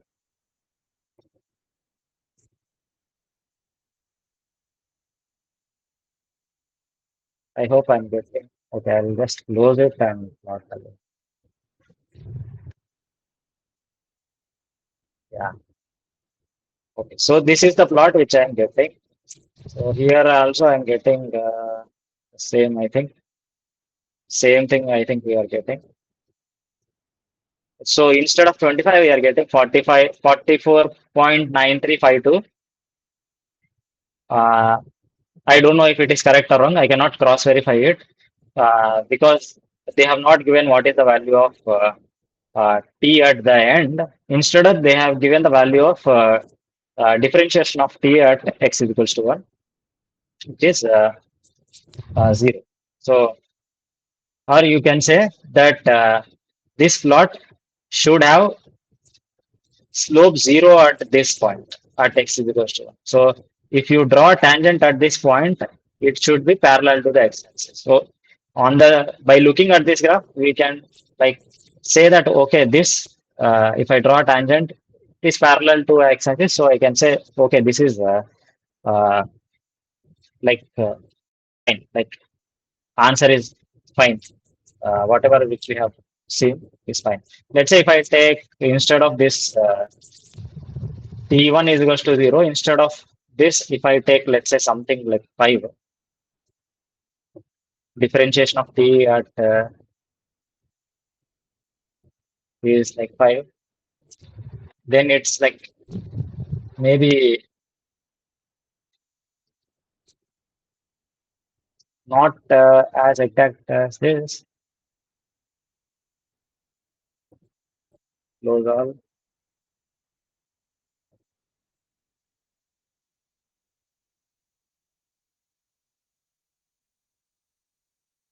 47.345. And at a 0, I don't know what we're getting.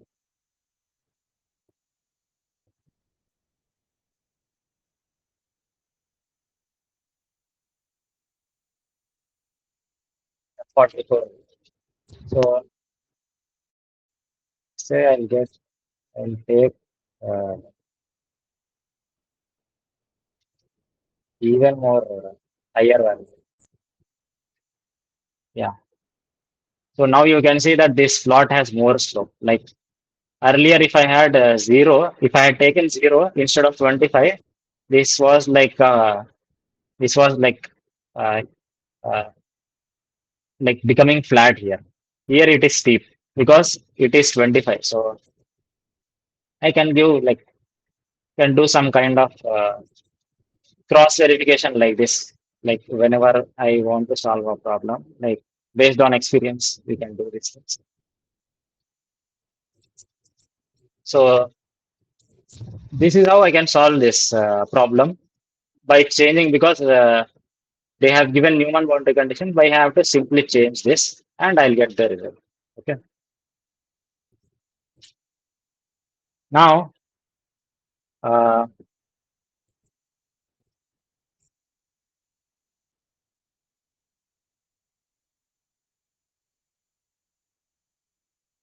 now let's see. We have some time, like 10 minutes time.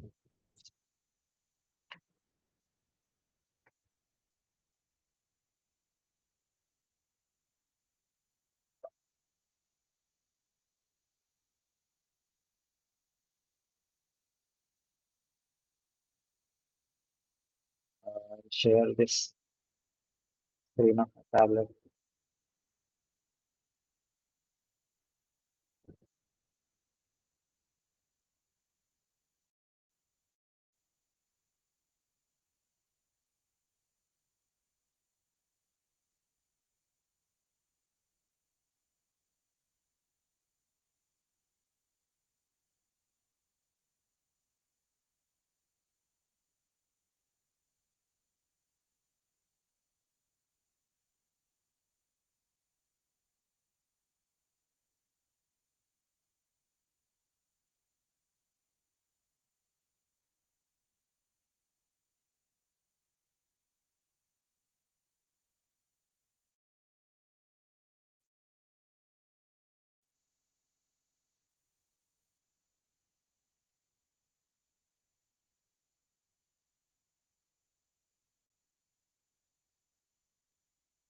Here is this.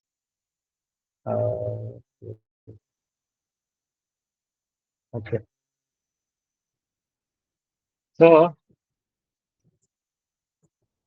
let's say at T11, if you don't know this value, and instead of uh, that, you have got like some value of T dash 11 like is equals to 0, which was the Newman boundary condition which was given to us. So here there are two things which we can do. So one thing which we can do is like we can take the backward difference formula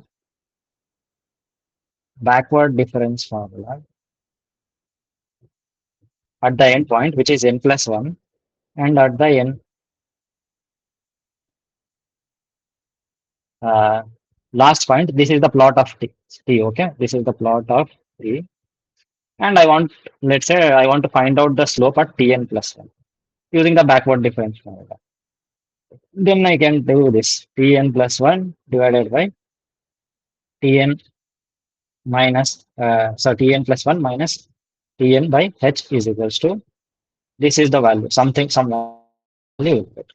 Then you have Tn plus 1 minus Tn is equals to 0. Okay. So instead of this, we will have this in the end. Okay. So this is my last equilibrium equation. So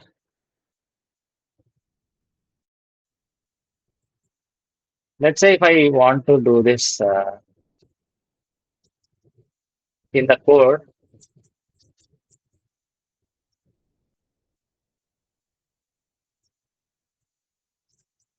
they are asking some stuff. What was it?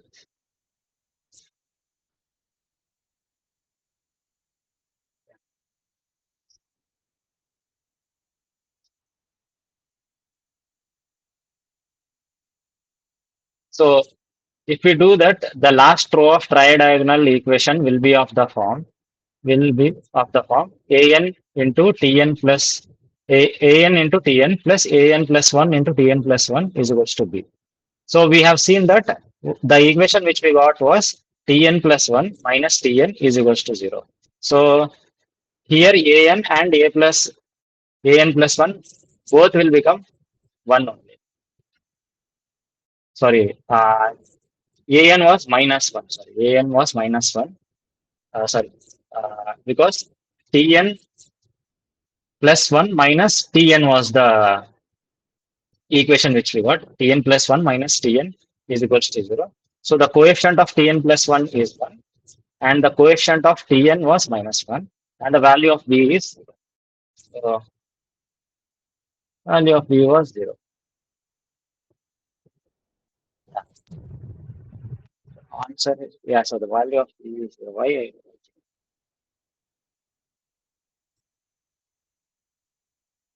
I'm changing it, it's not changing. Yeah, oh, it's right. So they asked what are the coefficients of the last system of equation which we get. Okay. Now, like if I want to solve this in the finite difference approach, I have to uh, basically now again uh, do some slight modifications here in the right boundary.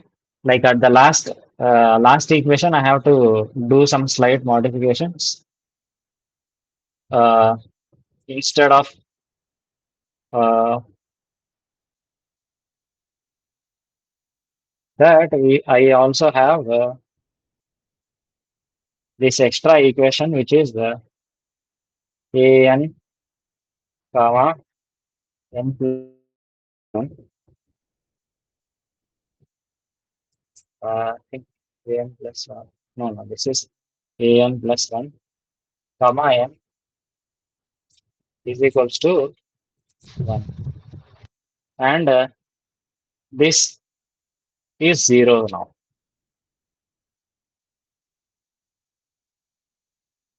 Okay. The two coefficients are 1 and 1.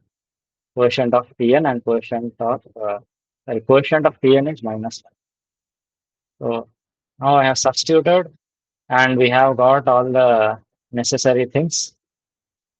Now if I solve it, let's see if my plot, this plot which I have plotted through the BVP file coincides with the finite difference plot.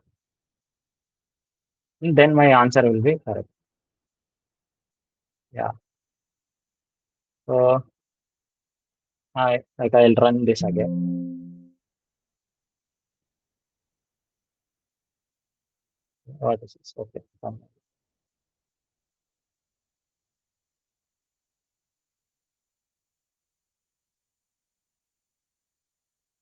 I have written close all. Okay.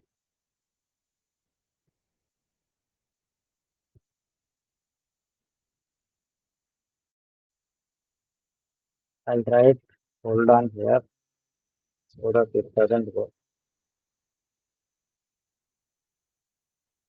And I'll plot this also.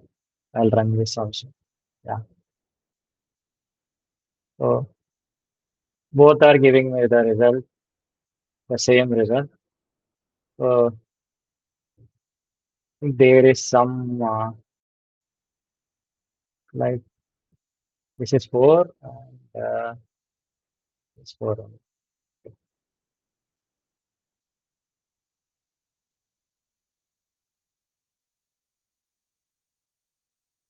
Yes, okay.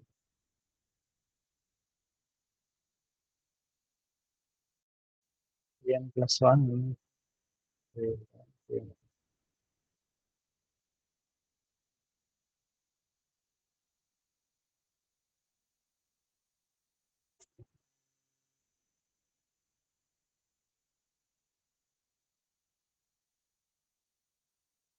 is there is light uh,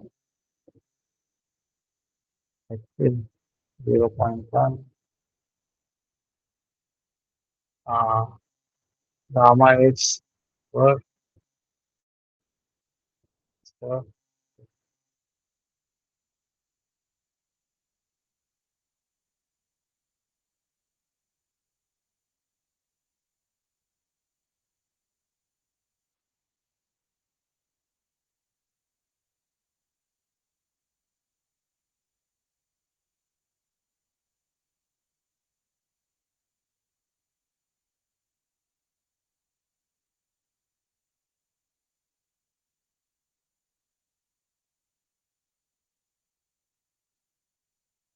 This is giving me some value. At the end, there is some slight error, but I assume both are it's okay, fine. It's not that much far, so I think uh, both the answers will be slightly different because I don't know what this inbuilt function is doing. What we have written is also correct. Like there is no thing wrong. There is nothing wrong in this. Okay. Then yeah, this post point approach is not that much important, but I can explain.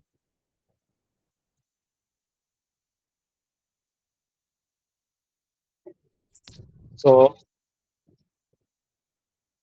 they are saying like instead of taking this backward difference formula at location n plus, they are saying like uh,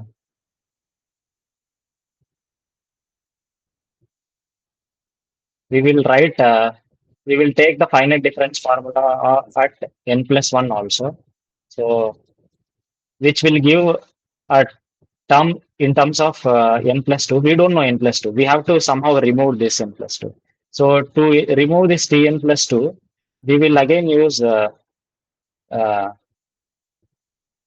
Newman boundary condition using the central difference formula at tn plus 1. So this will result involving tn plus 2. So to eliminate it, we have to do something. Uh, and that's how we can remove this extra point of tn plus 2. So what can we do to think about it? Uh,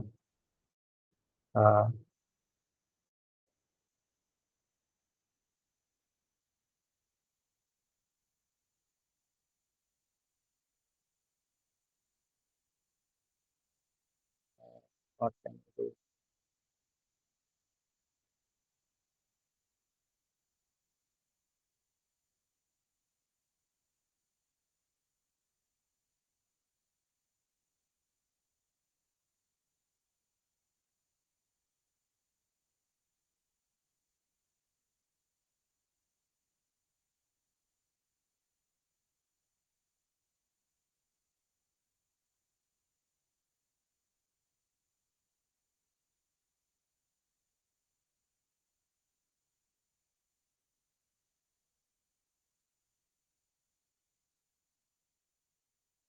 Expand tn plus.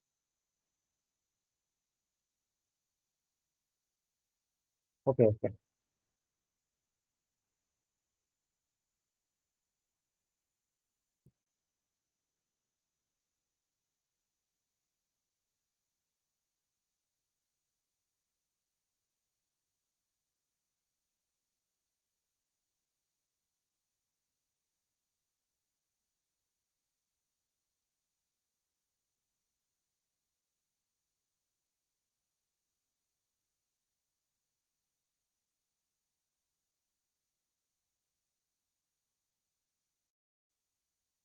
So what here we will do is instead of taking this, like we have a plot, say 1, 2, and this is n plus 1. Okay, this is the last one. So now I want to use the same central difference formula for which finite difference formula which we used for earlier also. But the point n plus 1, the point up to n plus 2 only we have to solve. We don't know uh, what happens beyond n plus 2. So we have to somehow eliminate this n plus 2. Let's see. So if I take the central difference formula at Tn plus 1, I'll get something like this. Tn minus 2 into 2Tn plus 1 minus uh, sorry, plus Tn plus 2 divided by 2h square is equals to what's that? Uh, Gamma into Tn plus 1 minus. This is something which will get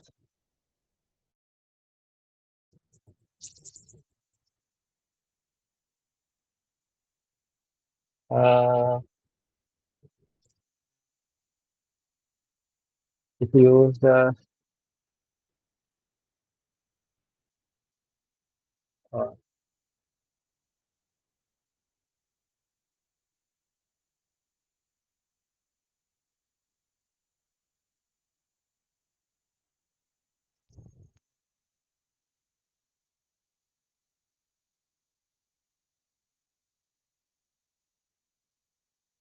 so what we can do is we take the central difference formula to determine the slope at n plus 1.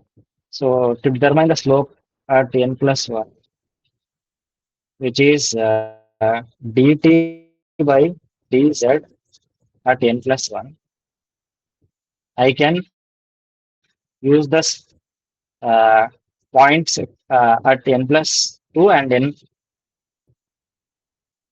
to determine it, which is equals to Tn plus 2 minus Tn by h. Instead of taking n plus 1 and n plus 2, or instead of taking n plus 1 or n, I can take n plus 1 and n plus,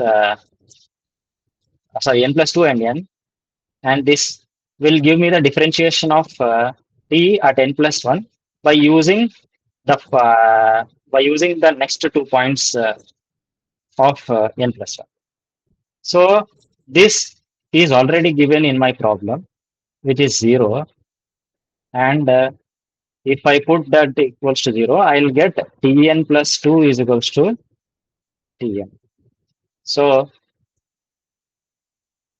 I have got the value of T. I have got the value that Tn plus 2 is equals to Tn. Or something in terms of Tn you will get.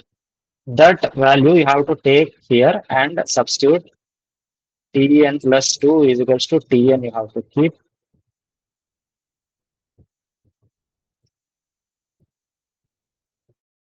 And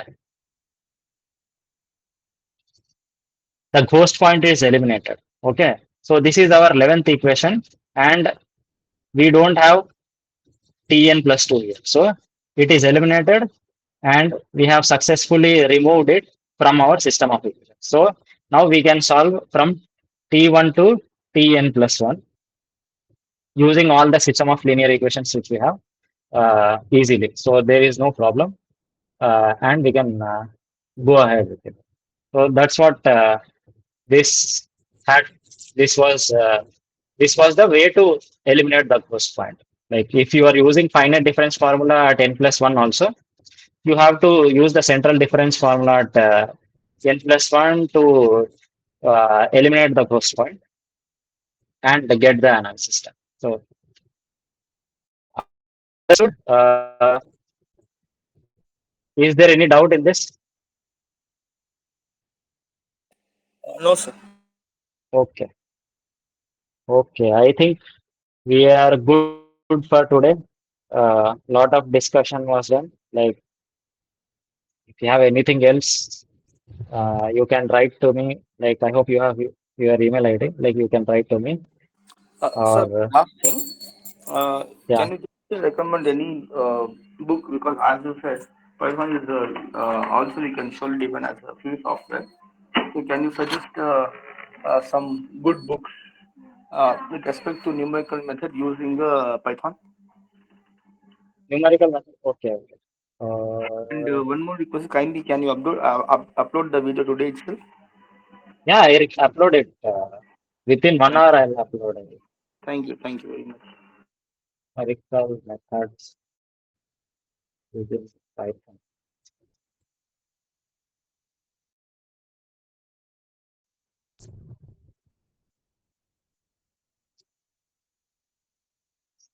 People are attending.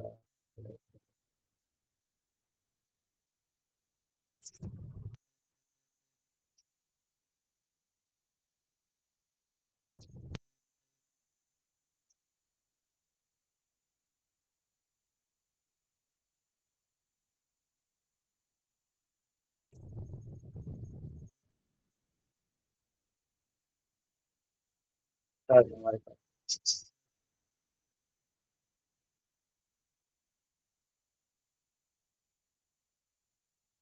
There is a there are a lot of resources you can see. This is I think University of Berkeley, a guide for engineers and scientists. They have written nice book. Like you can go check this all these things. Like they have given how to use Python. Like what we have done in this course, all these things are there. Like MATLAB as a calculator, here Python as a calculator, managing packages, how to use the Jupyter notebook, expressions operators, data structures in Python, functions, uh, all these things they have given. So see, you also have list square regression, which we learned the last week. There is also interpolation, numerical integration is there, ordinary differential equations are there, Euler method, predictor corrector methods, which are nothing but this RK4, RK5, all these things. Uh, these things are also there. Ranjikutta methods, second order Ranjikutta, fourth order Ranjikutta.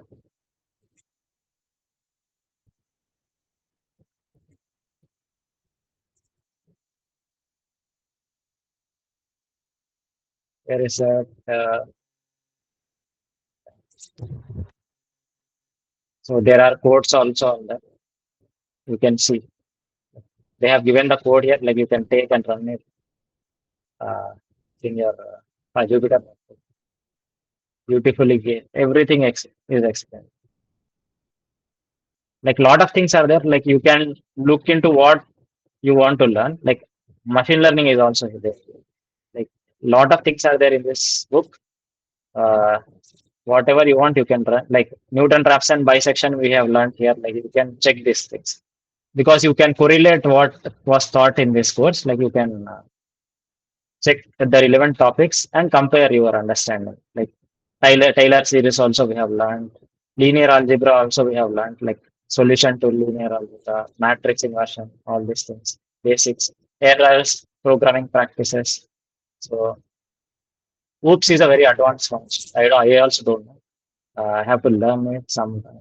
So lot of things are there. This is a very good resource. Like you can check and learn from this. Codes are also there. Like they have also explained how to install and all. Like if you don't like to read stuff, you can also go to YouTube and some search like Python numerical methods.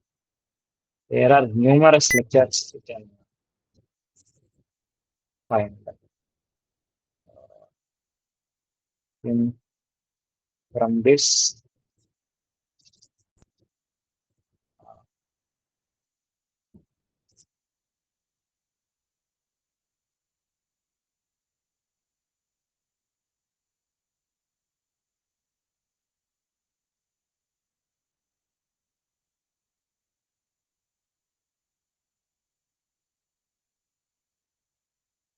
these guys' videos are very good. Like this YouTube channel, you can check. Like he has some small videos on various things. Like you can check. Like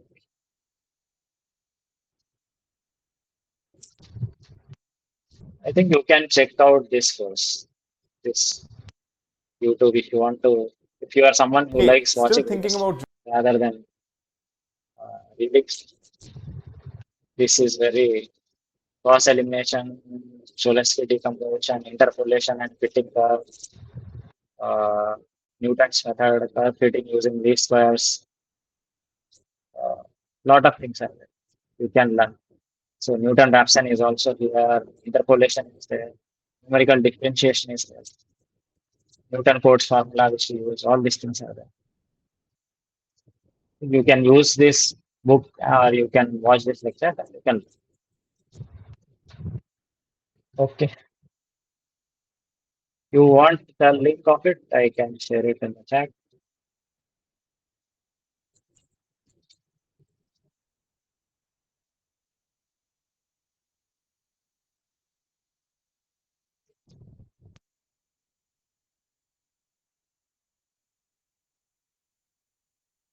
You can check out and learn from this. Okay, fine.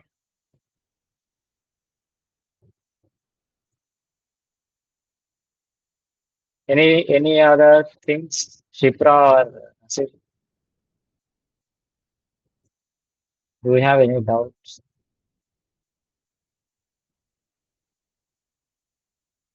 Hello, can you hear me? Hello, hello. What did you Yes, say? sir. Till now, no more doubt. Okay. Nasir, you were asking me something. Nothing, sir. Thank you, sir. Thank you for all the doubt clarifications, sir. Thank you. Okay. Yes, sir. Thank you, sir. Shipra, I want to ask like you are joining, you are coming today only, right? Yes, sir. What do you do?